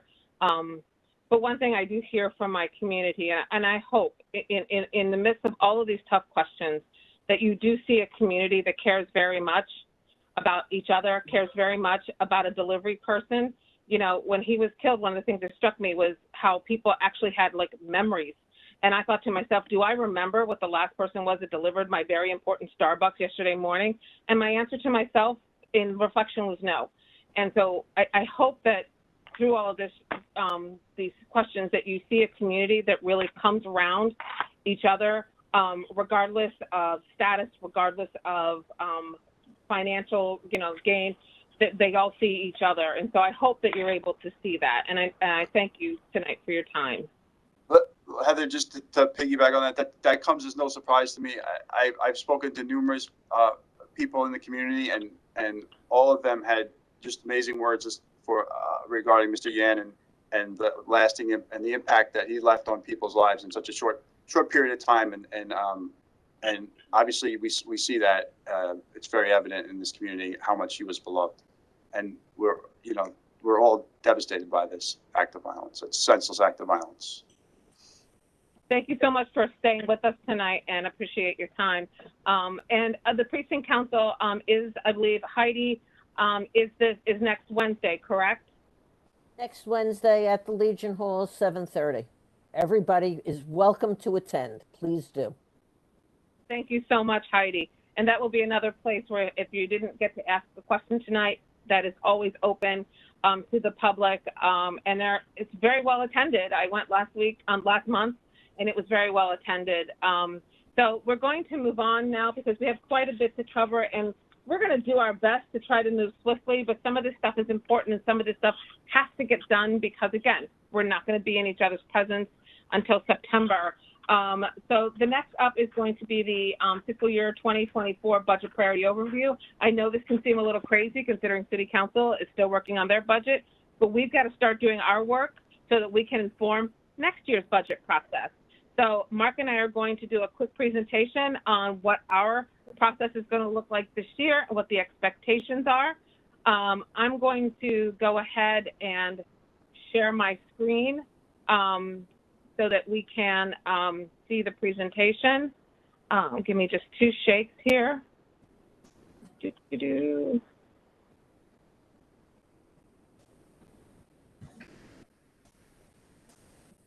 Okay. Okay. Loading. It's not, it's white. Oh, here it comes. Okay. Do you see the slide, Mark? We got it. Okay. Okay, perfect. Okay, so Mark and I are going to go back and forth with this. As many of you know, and we're going over this year in a little bit of detail because we do have 11 new board members, and we have to remember that. Our role, community boards assess the budgetary needs of their neighborhoods and make recommendations in the city's budget process. We do this on an annual basis. The recommendations we make advise both the mayor's office and the city council. But we must remember, we do not have our own checkbook. We are not looking at funds and allocating money for these projects.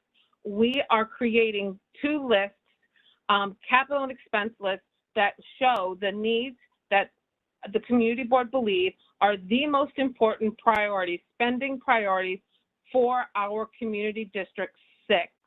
We do not have a checkbook, and that's very important to understand, because a lot of these budget priorities take a long time to get realized. For instance, our Rego Park Library, that was a priority set for our board back in 1994, I believe, and it is now 2022, and I believe that will not be completed, I think, until 2025 or 2024, give or take.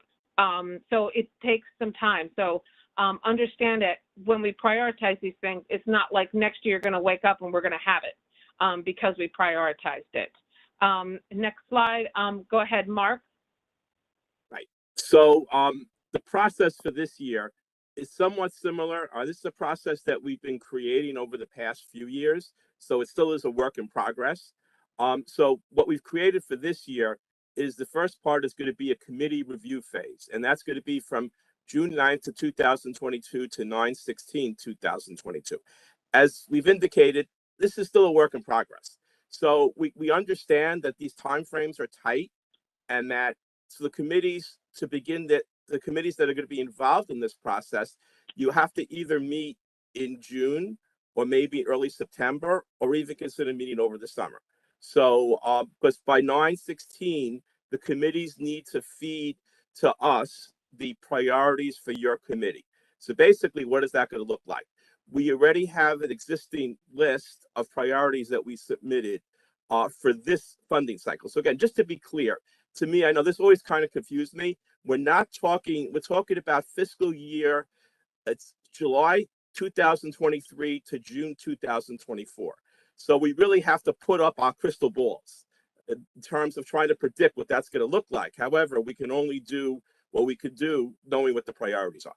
All right. So so from 7/5/22, we've added an additional process.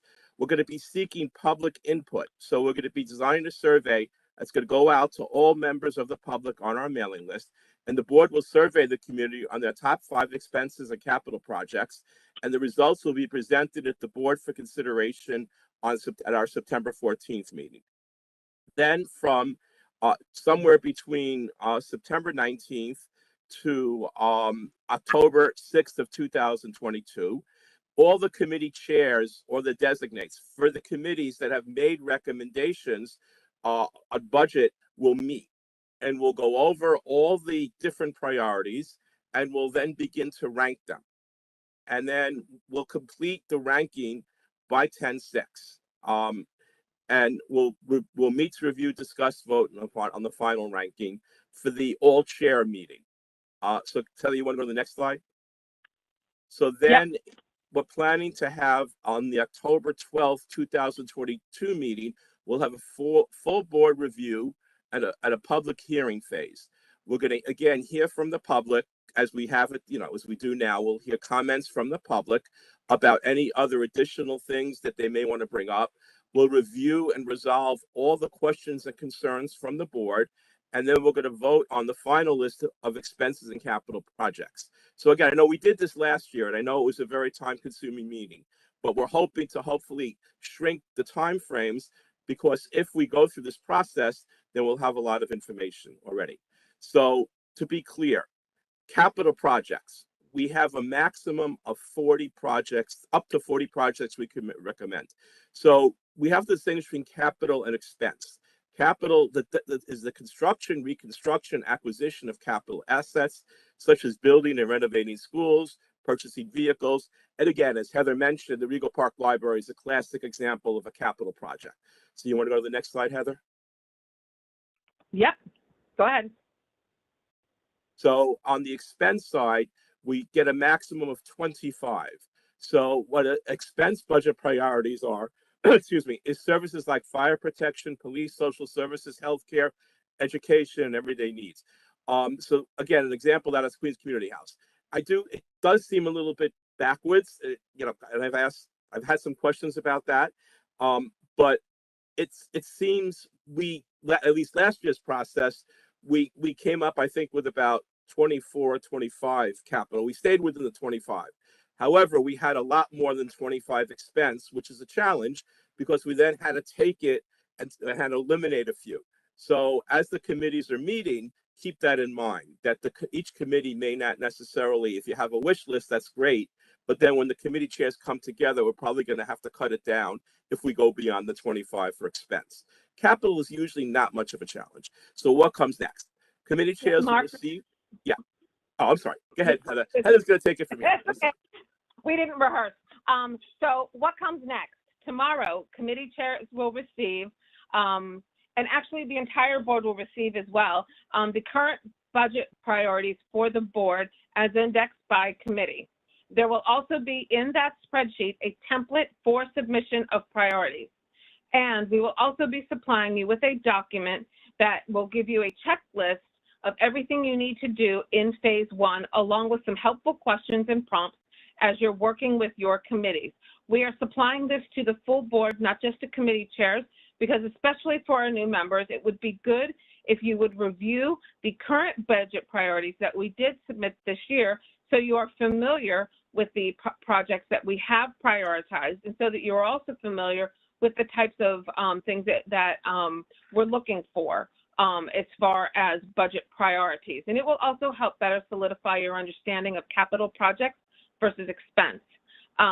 Committee chairs will schedule a meeting between June 9 and September 16 to work on and finalize their budget priorities. They will use tools like email and Google Form as needed. They will submit the final budget list to both Mark and myself, and we've supplied those emails.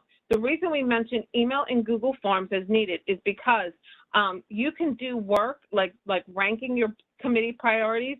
You can do that by Google Form. You can have some initial discussions via email.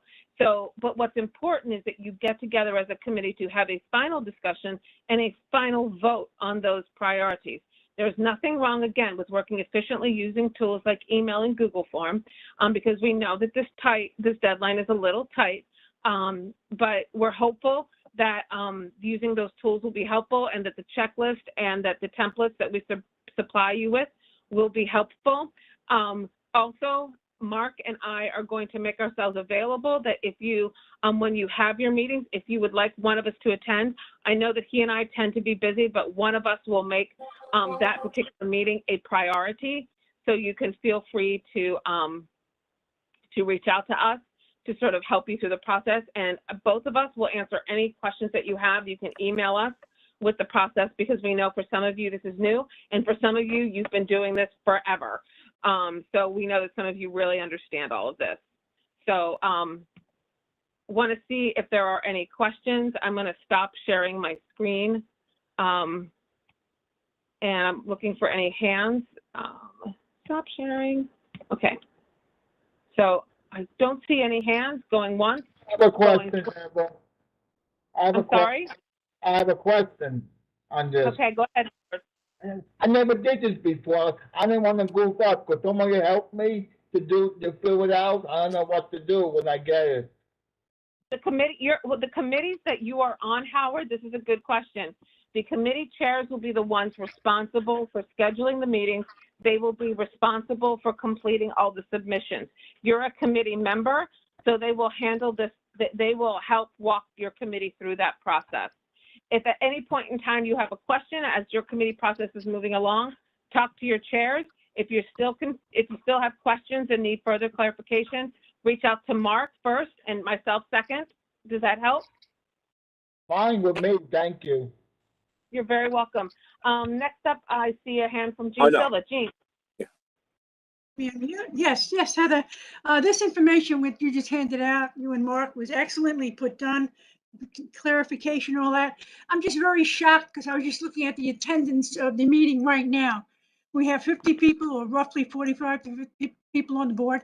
We're down to 21 people listening to this presentation. I think maybe you should send the presentation out to everybody who left the meeting early, so they could hear this very important information you just gave to everybody. Thank you. Yeah, thank you. We can definitely conclude the presentation and the distribution tomorrow. And my hope would be that members that aren't here would, since we do live stream our meetings and you can get them on YouTube, that they would give them a listen as well.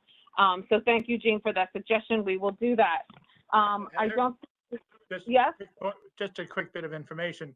There's 21 yes, attendees, but we have most of our board members. They're two different lists. So most of us are still here. Right, we have 48 panelists. So thank you for that, Peter. Okay, so that was it for budget priority. Peter, thank you for the clarification. Jean, thank you for the question. And Howard, thank you as well. Mark, thank you so much for your work on this. We look forward to really getting this across the finish line. I'm going to turn this over to Keith Engel for his land use and housing report. Keith. All right, great. Thank you, Heather. And good evening, everyone. So for this month's Land Use and Housing Committee report, we're going to start by hearing the presentation of a BSA application. So this application was presented during the May 17th Land Use and Housing Committee meeting, where a public hearing was also held. This application is BSA application number 164-60BZ at 100-20 Metropolitan Avenue over in Forest Hills. And this is an application to extend the term of a variance and waive the rules of procedure for an existing gasoline service station, which expired on April 10th, 2019. So we're going to start with a brief presentation on behalf of the applicant's land use counsel, Carl Sofaro. Do you want to introduce yourself and start the presentation, Carl? Yes, I'm Carl Sofaro, and I'm the attorney for the owner, the property owner. This is a privately owned service station. It's not company owned. People have owned the property for many, many years, 30, 40 years or so.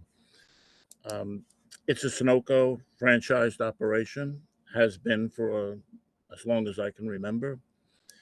It started out being operated by Stephen Scott Sunoco.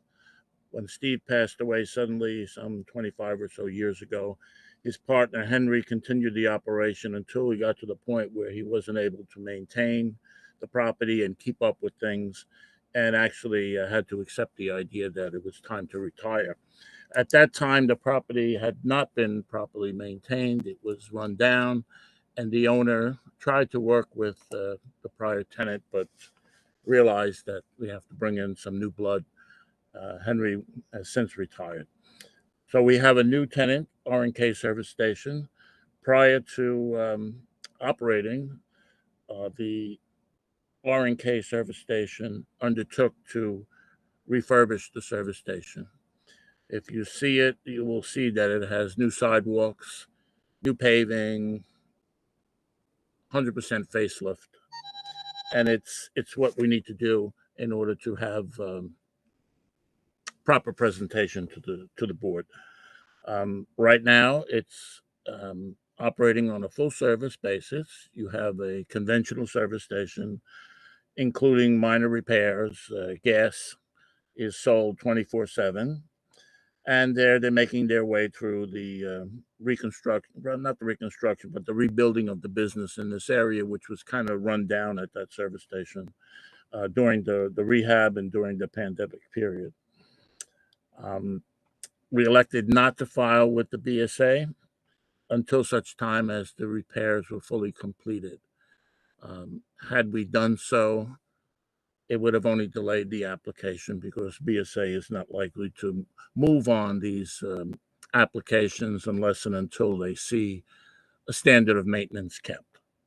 So rather than start an application and possibly submit it on a timely basis only to have it delayed, we elected to not file the application until all of the work was completed.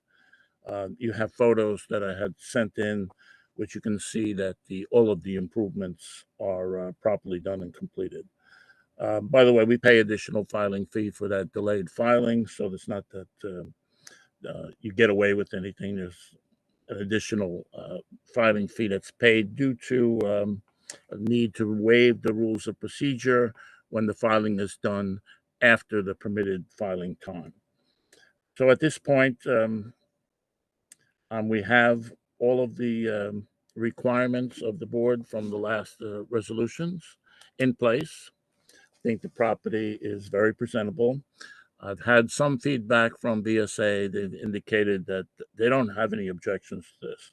They're simply waiting for your disposition so as to be able to include your comments, if any, in their resolution. And this will probably advance kind of quickly through the Board of Standards and Appeals, given the fact that it's in the repaired condition they like to see these properties in. So if there's any questions about the property or how it's operated or any of those things, I'd be glad to answer.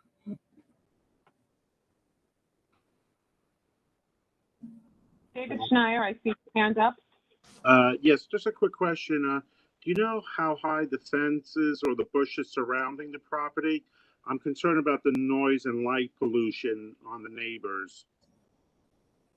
I don't think there's any lighting along the back of the property. Lighting, I don't think was ever a problem with them.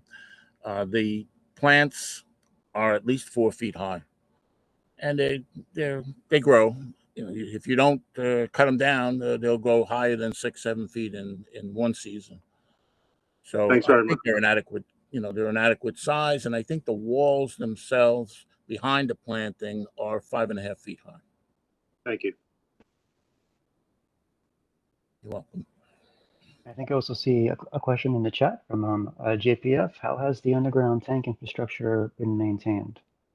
The underground tanks, they've been upgraded to meet the standards that were required by the EPA in 1986. Periodically tested. There's continuous monitoring by virtue of an automatic leak detection system that all the service stations are now required to have as part of the upgrading. There are 3 4,000-gallon tanks that were installed at or about, I'd say it was about 1981, 82. I actually was there when the tanks were put in. And they're 4,000-gallon tanks. They are cathodically protected against corrosion. They have all the bells and whistles. They meet fire department specs. And with a periodic testing, they should be able to be lasting for quite a period of time. Great. Do we have any other questions or comments from board members? Not seeing any hands up. Just scanning through. Oh, Miriam, I think I see your hand. And I think you're muted, Miriam.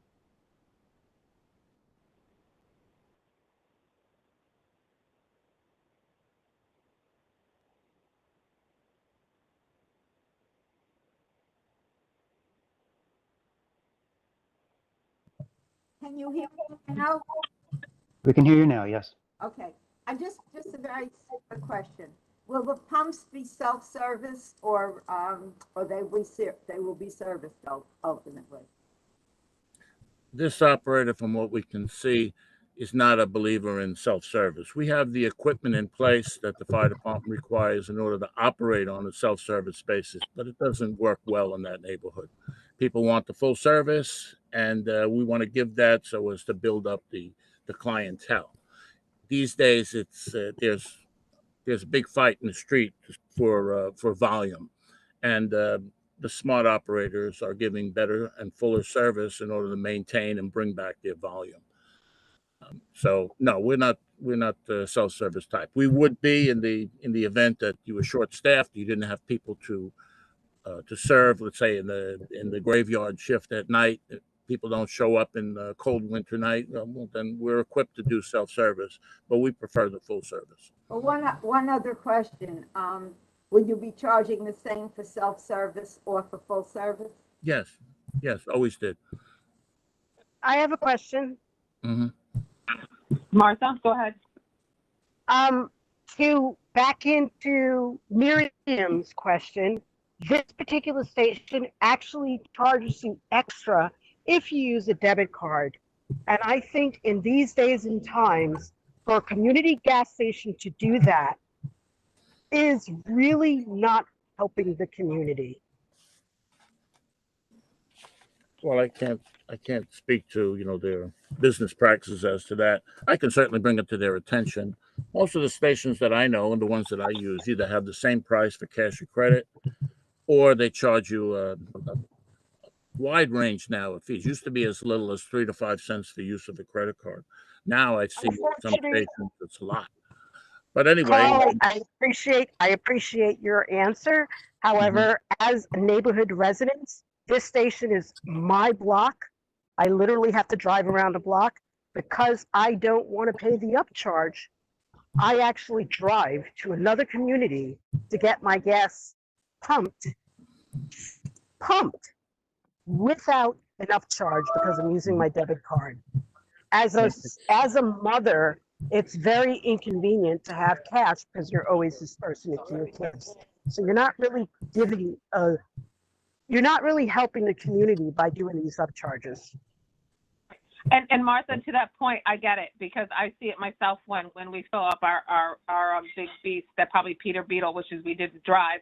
But the matter at hand tonight, and I think as he has indicated, he will take our notes back to the business as far as our concerns. But I think tonight the matter at hand is just extending a variance tonight for this gas station. So I appreciate you raising it. I'm hopeful that they'll take it back. But are there any? So thank you for the question. But are there any further questions in regards to the variance? Just a quick comment, Heather, it's Joan.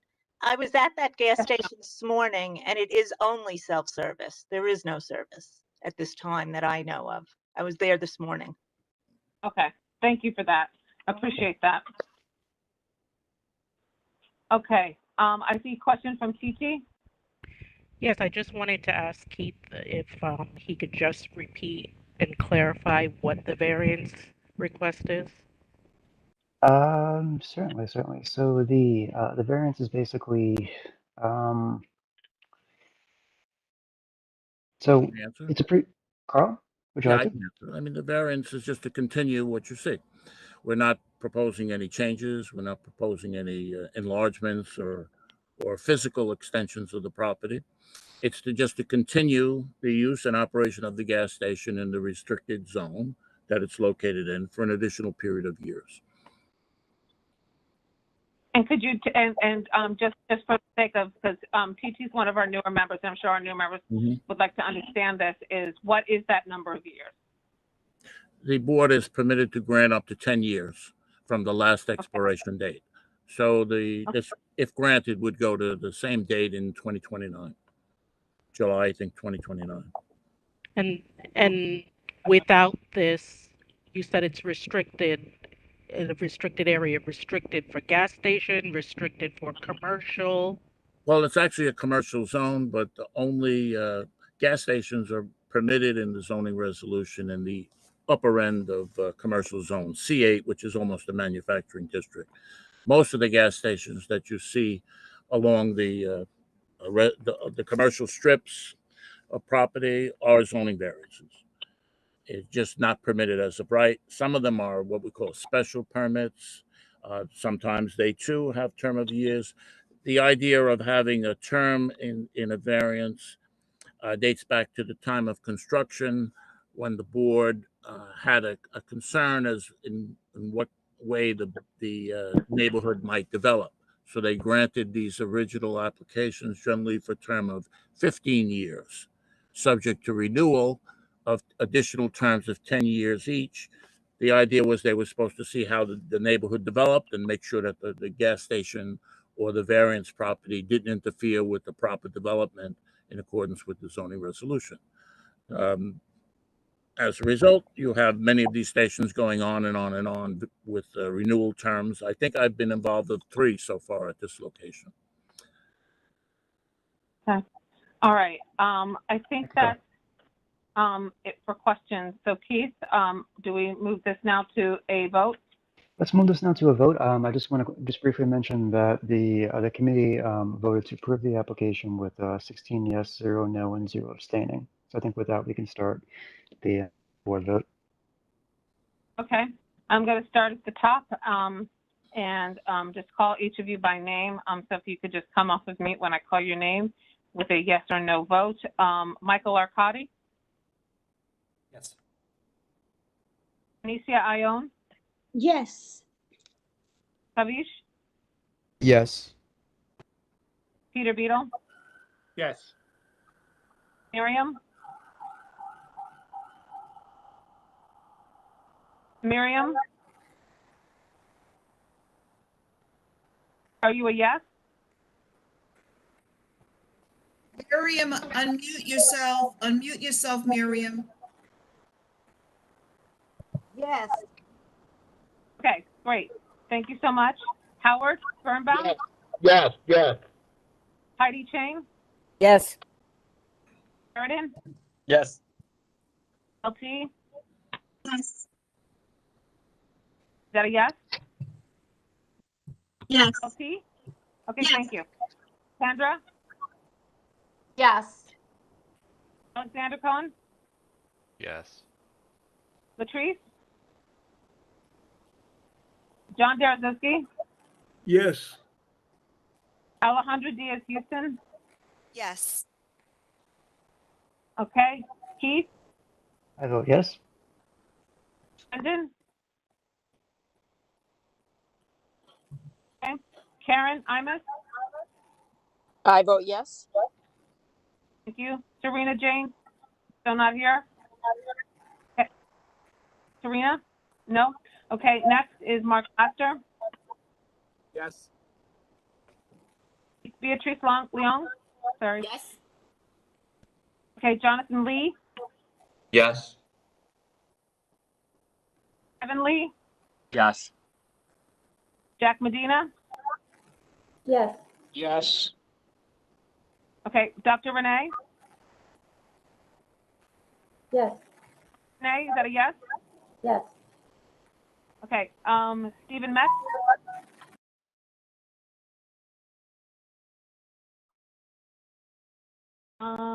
He's not here. Okay, Julie Milner? Yes. Pat Morgan? Yes. Raphael? Still not here. Elizabeth? Yes. Tanya Paget? Yes. And I believe Howard Pollack still not here. Okay. Diana Rothman? Not here either. Sherry Welnick? Yes. Gladys? Yes. Trina? Yes. David Schneier? Yes. Herb? Yes. Jean? Yes. Lisa?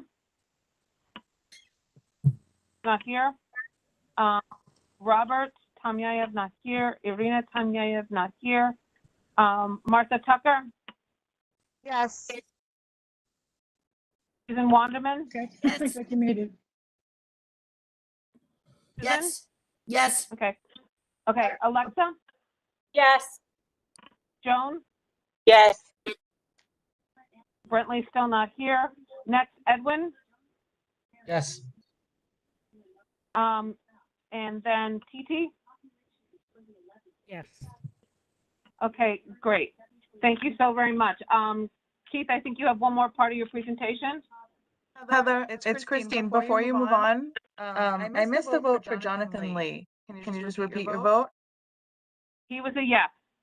Okay, and Heather, I didn't get your vote. I think you were going to vote at the end. I'm a yes. Okay. I'm always at the end and I forget myself. I'm a yes. Okay. That's okay. So it sounds like the motion passes. Christine, is that correct? Yes. Okay, wonderful. Okay, I have one more thing, and I'm going to try to speed through this a little bit in the interest of time. So basically, I want to discuss a informational presentation that we heard from the new developer of the Parkway Hospital site at 70-35 113th Street in Forest Hills. So I'm going to mention before I start that this project is as of right, and the developer basically came before the committee as a good neighbor in the interest of keeping the community apprised of what's been happening following the approval for this application in 2019. So I'll just briefly summarize the presentation, and if I may share my screen, just bear with me 1 second.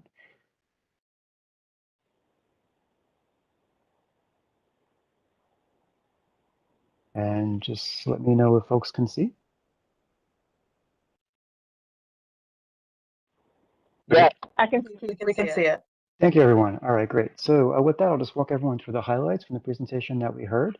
So Foxy Management is an affordable housing developer, and they're the new owner of the tax lot that contains the former Parkway Hospital.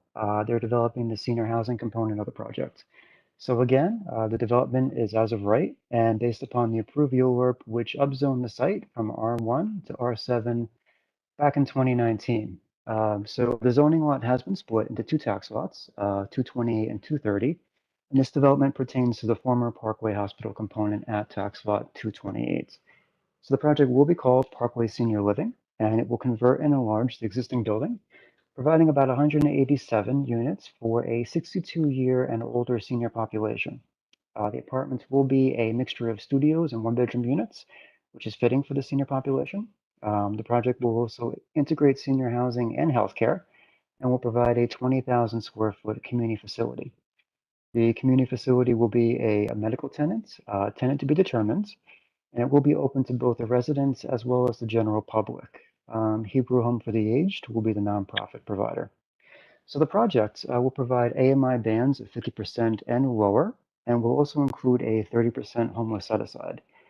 Now, a homeless set-aside just means that the project will set aside 30% of the units for formerly homeless individuals of the senior population.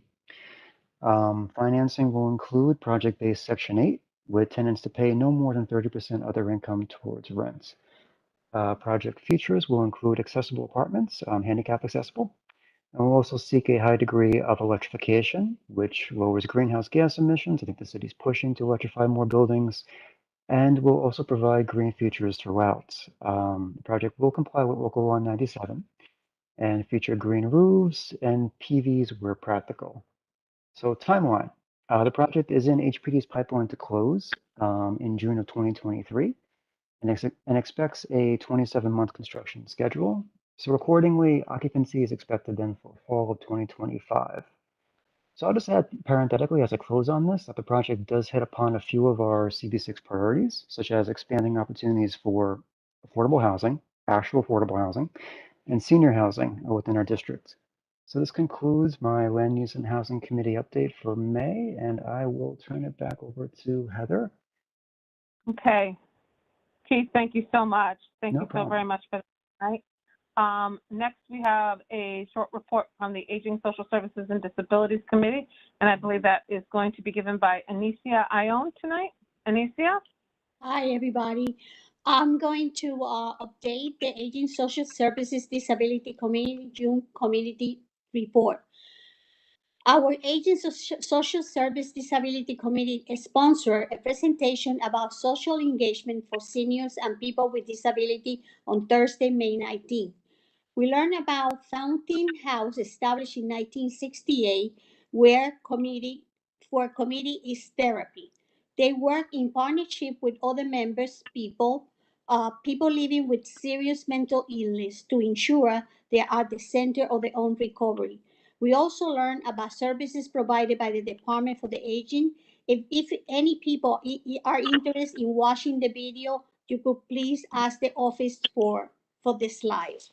Also, we will be holding our next intergenerational program on Wednesday, June 22nd at 6:30 p.m. This program is in collaboration between Community Board 6, Aging Social Service Disability Committee, the Community Board 6 Education Youth Committee, Community Board 9 Youth Committee, Queens Community House, and Common Points Queens. This panel is a celebration of the Gay Pride Month, and we will feature 2 LGBT queens, young people, and 2 older LGBT queen people sharing the experience. We're also planning to distribute hard copies of our senior service at our local libraries and our local senior centers to seek input from seniors who do not have access to computer. The next meeting of the committee is on Monday, June 13 at 6:30 p.m. Thank you. Thank you, Anicia. Next up is the Transportation, Public Transit, and Street Safety Committee report. I just want to quickly say one thing. This morning, I was having a meeting with Principal Kelly at PS 174, and she wanted to thank us, Community Board 6, for our hard work in securing 2 stop signs on the corners of Dieterle, Alderton, and Elwell and Alderton. She said that it has made a tremendous impact on the safety of her school. Her school is one of many schools in the district that no longer has a crossing guard, and this has provided such relief for the amount of traffic and how traffic conducts themselves around that school. So I just wanted to thank the Transportation and Public Transit and Street Safety Committee for that, because I just thought that was sort of really wonderful to hear today. So Peter, go ahead. No, Alejandra's doing the presentation tonight, right?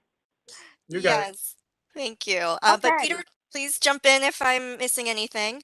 Um, we had representatives from the New York City Department of Transportation come and give us an update on a number of different projects and community concerns. Of note, there was a presentation given on neighborhood loading zones. Now, these loading zones are specifically intended for residential neighborhoods, and they're meant to address double parking and issues with delivery trucks coming in and creating some congestion. So they're identifying locations for these neighborhood loading zones and asked for our input. Their criteria is really you're looking at narrow streets and lots of residential buildings, and they're targeting those locations that have frequent double parking. They shared a portal link with us that we've included in our committee report. Christine, if you could help us to circulate that outreach portal link. That portal is open for 30 days to solicit community input on the location of those neighborhood loading zones. So that was one piece of what we discussed. We also talked about protected bike lane updates, particularly in the Grand Central Parkway and 63rd, 62nd Road Drive area. It was that the getting people making connections to Flushing Meadows, Corona Park, so that folks can ride their bikes safely has been a concern for a long time. So DOT has finalized some drawings and is going to start preparing markings to make a transition. Grand Central Parkway service road will actually be reduced to 1 travel lane, which should help to reduce truck presence on the Grand Central Parkway, which has been a continued concern of the community. And there will also be a 2-way bike lane. So a lot of things in the works on that in that area. But we also talked about some of the other transportation and street safety concerns. The new Barnes Dance, as it's referred to, at 71st Continental and Austin Street. As you all may be aware, there have been signal changes so that you have essentially 3 signal cycles, 1 for pedestrians, so that essentially someone could make a diagonal crossing.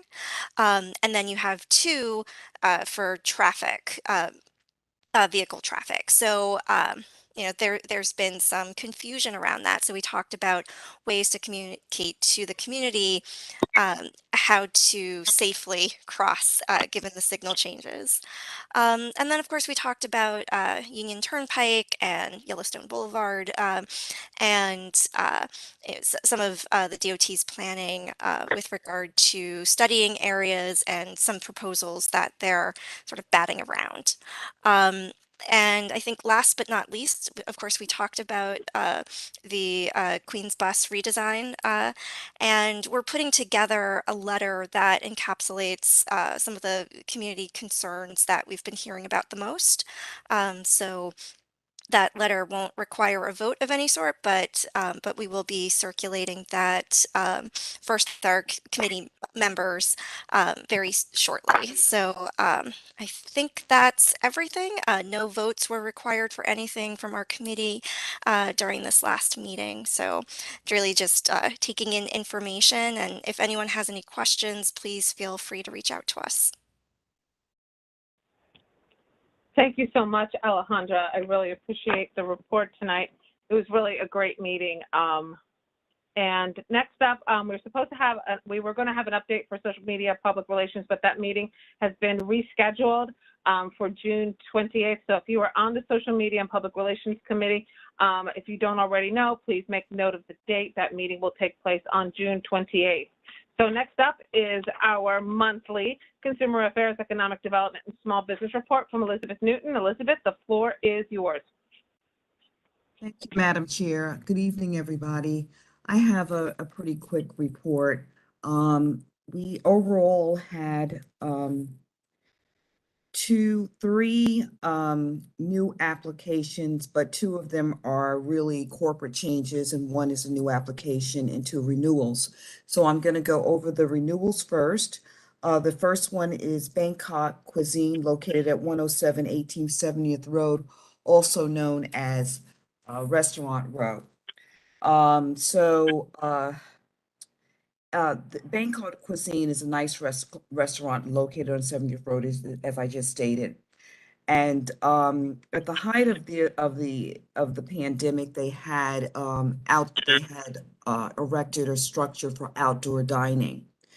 Now with the indoor dining being lifted substantially, it's the only restaurant on 70th Road that does not have a structure for outdoor dining. So I went in and I talked to the manager, very nice man, and he was very transparent in saying that the reason that they removed their structure outside of their business is because they couldn't really maintain it or keep the proper maintenance, and that they found that a lot of rodents were taking home underneath their structure. So they decided that they would have to take it down. He also indicated that only 20% of his clientele really request to eat outside. And at some later point, they will probably put a couple of chairs and tables outside, but at this point, they will not be using any kind of structure for outdoor dining. Seatown, the second renewal is Seatown Supermarket, located at 9406 63rd Drive. They sell beer and cider, and they are renewing the license to do so. As to the renewals, the entire committee voted yes to approve, 0 no's, 0 abstentions. So that was for the renewals. Now, the new applications and two de facto new applications. Prime 107 is a new application, and they're located at 10710 Queens Boulevard in Forest Hills. That's the new condominium building that is directly across from McDonald Park. It has taken up the space that if you lived in this community, I have lived here for 24 years now. That's where the Liz Cleaners was, and the party supply store. That is now a condominium area. They're anticipating having a restaurant there, but it is not open. There is no space that I can see when I went there for the second time. They submitted an application, if I remember correctly, in February or March for a state liquor license. So I'm not sure why they resubmitted it. There's no one to talk to. It's not open. I can't get any information. But nonetheless, the committee voted unanimously to approve their liquor license. The second renewal, which is really not a renewal, it's a corporate change. It's Il Poeta at 9804 Metropolitan Avenue in Forest Hills. It's an Italian restaurant. I had the opportunity to meet the chef. His name is Mario. He is now the sole owner of that restaurant. He pointed out to me that he changed the awning in front of the restaurant, so it's brand new, it's fresh looking, and that there will be no substantial changes in staff or the decor of the restaurant, but he is going to update the menu for the summer to have a nice little summer menu. So if anybody likes octopus salad, you can go there and have that. It's really kind of popular. The only other restaurant that I know in Forest Hills that has an octopus salad is Nick's. Otherwise, there is no other restaurants that have octopus salad, and I am a big fan of octopus salad. I have it all the time when I go to Suffolk County, but it's just check it out. Very nice man, and he is also a chef. The second um, um, corporate change that was submitted as a new application is Mocha Asian Bistro at 107 18th Avenue Road, again at Restaurant Row. The wife is transferring her shares over to the husband. I think I got that correctly. And I did have an opportunity to speak to the manager. No significant changes whatsoever, nothing in staff, nothing in menu, nothing in decor. It's just a change of ownership. The committee voted unanimously, no noes, no abstentions, to approve all of the renewals as well as the new application and the 2 corporate changes. And that's the committee report. I hope that everybody has a very safe and peaceful and quiet summer. And I will see you guys in September. Thank you. Okay. Elizabeth, thank you so much. Thank you so much for the tip on octopus.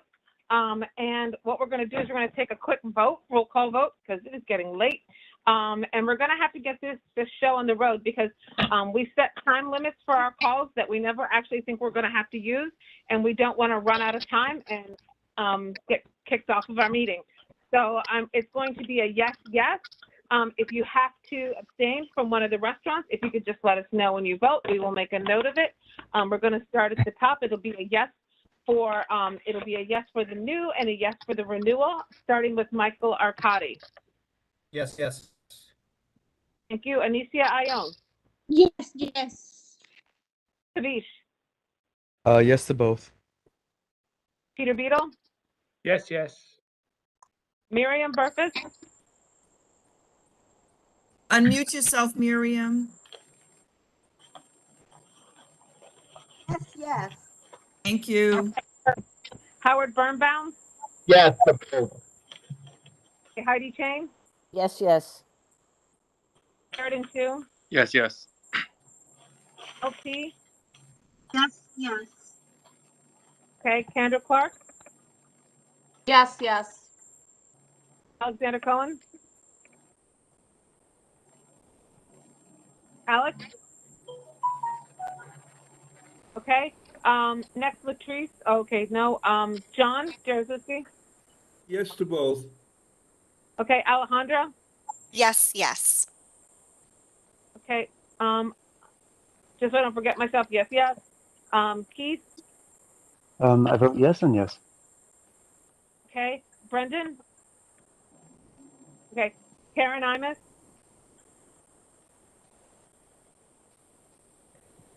Yep. I vote yes, yes. Okay, thank you. Serena. Mark Laster. Yes, yes. Beatrice. Yes, yes. Jonathan Lee. Yes. Stephen Lee. Yes, yes. Jack Medina.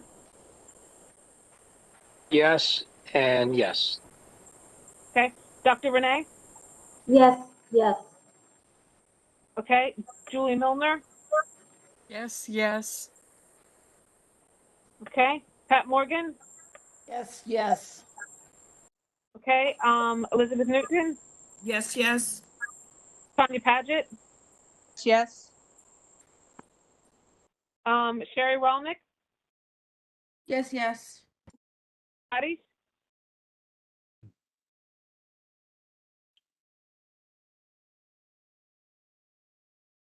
Patty.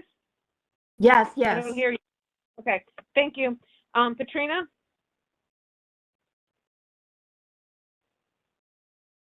Katrina, I don't hear you. Katrina Schneiderman. Okay, moving on. David Schneier. Yes, yes. Herb. Yes, yes. Jean Silva. Yes. Teresa Simmons. Robert Tumye, oh, not here, not here. Martha Tucker. Martha, you're on mute. Martha? Martha, I see you've taken yourself off of mute, but I don't hear you. Trying to find you on my screen.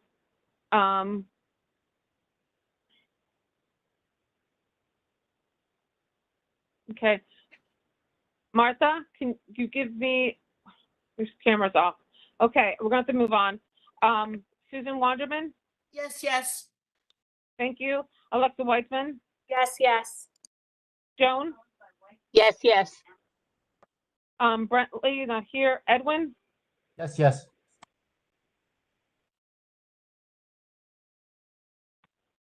And then last TT? Sorry, I'm last, but I have a question. I had my hand up. Oh, sorry. The item that Elizabeth, you had said there's basically no restaurant there, but the committee approved yes. What are we approving?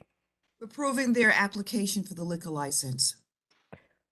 So is that always required? Because I have seen restaurants open without their liquor license and then they get it after. What do you mean if that's all, what do you mean by is it required? I don't understand your Is question. is Do we it normally look for licenses before businesses open? I think, is that the question, TT? Yes, thank you. Yes, You're welcome. yes. It's a good question, but yes. So TT, are you? If I may just quickly, it's Christine. The liquor license process is a very long process. So that's why a lot of times the businesses will apply way in advance because it could take several months up to a year for them to actually get their liquor license from the liquor authority. That's So that's why we correct. often see people apply, maybe before their restaurant is open or even, Yes, and that's correct. For And the that's why, clarification. So I'll and just say that's, yes and yes. and that's why the state liquor license also has now on their application a temporary permit to sell alcohol because it is a long process. Okay. Thank you. And TT, those are great questions because these processes are really tough to kind of like start to learn as a new member. So thank you for asking. So all in favor of these liquor licenses, say aye. Aye. Aye. Aye. Aye. Okay. All right. So then I think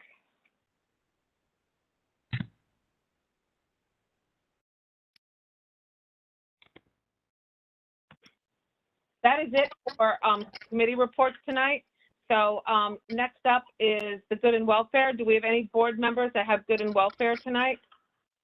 I have a question. Mark? Mark, let Mark go first. That'd be nice. Okay, Mark? Yeah, so I just wanted to announce, we mentioned it last month, but everything is firmed up. So on this next Tuesday, the 14th, we're going to be having, at 7 o'clock, we're going to be having an online bystander training. It's going to be given by the New York City Human Rights Commission. This program is being sponsored by 9 local civic groups. I don't want to go through all 9, and 3 of our electeds, Council Member Schulman, Assembly Member Hevesy, and Congresswoman Grace Meng. So it's going to be this Tuesday, the 14th at 7 o'clock. It's going to be online. So you should be getting, you've already gotten flyers. You should be getting additional flyers. So please come to this important training. Thank you, Mark. Howard, quickly? Yeah, I just want to let everyone know, if anyone have any questions about the Queens Bus Network, you could contact me because I got the final word on Monday night that it's going ahead in late August for September with the route. It is effect. It's going to effect. Any questions, you may contact me. Have a wonderful summer. Thank you. Next up, Mike Arcadi. Yes, thank you, Madam Chair. And I apologize for my camera's off. I'm currently on duty in the Navy and my laptop's not working well. Compliments, Madam Chair, regarding the leadership of the community board and making it happen. It was the first time and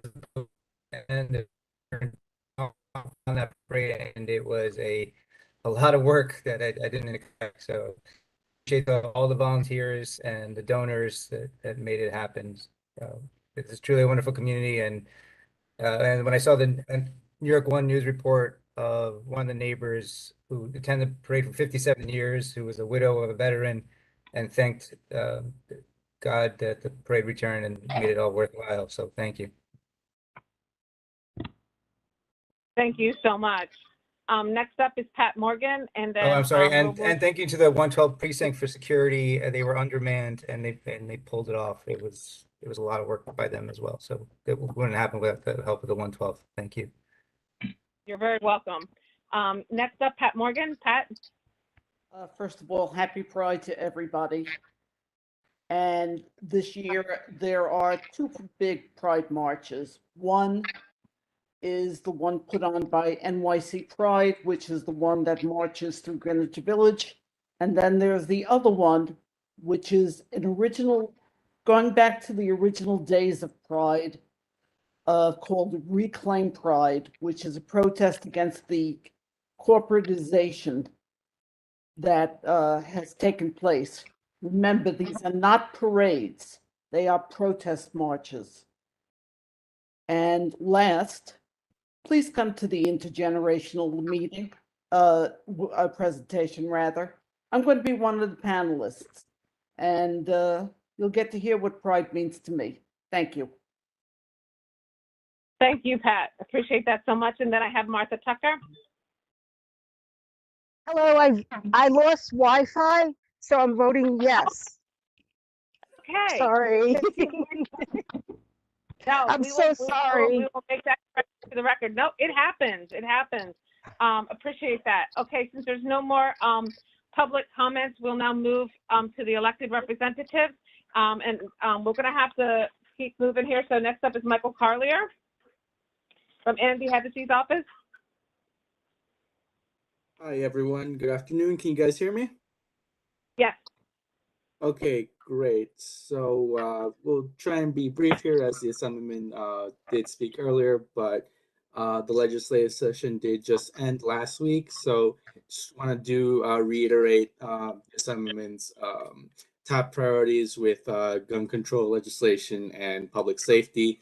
As he did mention, we had a lot of stuff done in that regard, such as strengthening red flag laws to make sure that guns stay out of dangerous people who, quite frankly, shouldn't have them, requiring the State Division of Criminal Justice Services to study microstamping of certain pistols and guns. That helps law enforcement track ballistics in cases and can help them link guns that were used in crimes to perpetrators. Also, address bills that close loopholes on defining what a firearm is and including certain converted devices. And we also eliminated the grandfathering of high capacity magazines. So there's still plenty of work to do on that regard. But just for full context, New York State does have some of the strongest gun control legislation in the nation. But of course, we do want to just, looking into the next session, continue to see what more steps can be taken on that regard. Moving on locally, just want to thank the local organizers and especially the Forest Hills American Legion for organizing the Memorial Day Parade a couple days back.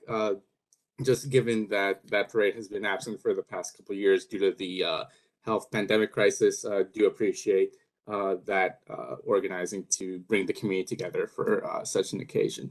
Also do want to thank the local organizers for the park cleanups that we've been doing in the past recent weeks. We are planning to do some in Forest Hills and Rego Park as well. We were recently in Maspeth last week, but do intend to ramp that all up as the summer season continues. And just a couple more points here. June 12th, which is this week, we will be at the Forest Hills Festival of Arts on Austin Street between 69th and 72nd. We'll be tabling there pretty much all day. So if anyone in the community has any questions for us or wants to connect, we'll be there. We'll also be giving out PPE, which includes Michael, 30 seconds. seconds. Yeah, which includes face masks and PPE and all that sort. We also do want to thank the 112 precinct for hosting on the 18th the gun violence awareness event. that'll be on the 18th. So our office is happy to partner on that. But if anyone has any questions for our office, they can reach out to us at 718-263-5595. And yeah, just thank you for the community board for all this stuff tonight. Appreciate it. Thank you so much, Michael. Next up is Jordan from Congressman Meng's office. Thank you. Jordan? Hey, everybody. Thank you very much. Just to take about 90 seconds to go through a couple of things we've been working on. First, Congresswoman Meng's bill seeking to create a National Museum of Asian Pacific American History and Culture has unanimously passed the House and Senate and is now on the way to President Biden's desk. Hopefully, we are expecting him to sign it in the next couple of days. We've gotten a number of complaints from thieves breaking into those green postal relay boxes and stealing mail inside. Those are those green mailboxes next to the blue postal box. We haven't gotten any yet from specifically from Forest Hills or Rego Park, but we are in touch with the Postal Service about combating the problem. As you probably know, Congresswoman Meng continues to support aid for Ukraine and continues to stand in solidarity with its people. She met virtually recently with Ukraine's president, with her and other members of Congress. Today, she helped pass the Protecting Our Kids Act, which is a package of gun safety bills that passed in the House that now heads to the Senate. Also, we had a bill that would make veterans who cleaned up certain radiation sites eligible for benefits and compensation. That has passed the House and Senate as well as part of a broad veterans assistance package. And we are expecting that to be signed by the president in the coming days as well. It was good to be back at the Memorial Day Parade in person and great to see everybody. The Congresswoman had a good time marching in that. And every year we do an annual Congressional District Art Contest where high schools within the district enter artwork. All students in high schools in our district are eligible to enter. It's part of a national contest sponsored by the House of Representatives, and the winner gets their winning artwork hung in the Capitol for 1 year. The winner this year was from Bayside, but the two runner-ups were from Rego Park, and their artwork will hang in our office in New York. That's our quick list. Of course, always feel free to reach out, and good to see everybody tonight. Thank you so much, Jordan. Appreciate that so much. And then next up is Kevin from Councilmember Schulman's office. Kevin, are you still with us? Hanging on here. I am. Good evening. I'm going to make this quick because it's late and I know everybody wants to get back to their evenings. Good evening, everyone. 5 things. Number 1, Councilmember Schulman is part of the budget negotiating team, as I'm sure all of you are aware. She's been fighting in these last couple of days of the budget season for resources for our community, including extra funding for school safety, homeless services, and sanitation. Those are probably the 3 biggest sectors that constituents have reached out to our office about. So hopefully she'll have some good news at the next meeting in September about the results of that. Number 2, we will also be at the street fair on Sunday. We are looking forward to it. We're going to be somewhere on Austin Street. We don't know where yet, but we're going to be there. Number 3, we're having another movie night in the park, June 19th. We're still finalizing the details for that, but we'll have that flyer out for your guys' consumption as soon as possible. We're very excited. Number 4, this Monday we'll be having a compost education presentation wow. I'm lost for words because it's almost 10 at night. Whoopsie. But anyway, along with the Forest Hills Green Team and the Queens Botanical Garden. I'll find the word later. But yeah, we'll also have that flyer for you all out as soon as possible. And number 5, I know Frank mentioned it earlier, but as of June 3rd, we are happy co-sponsors of Intro 98 to reimburse small non-public schools for their school security guard services. We're very happy to co-sponsor that bill, and we're looking forward to seeing its progress to the council. Thanks so much, everybody. Kevin, thank you so much, and thank you so much for all that energy that you bring us at the end of the meeting tonight. The last person I have as a representative tonight is Tara Chester from the Queens DA's office. Tara, I don't know if you have anything to share with us tonight, but I wanted to give you the opportunity if you did. So Tara, go ahead.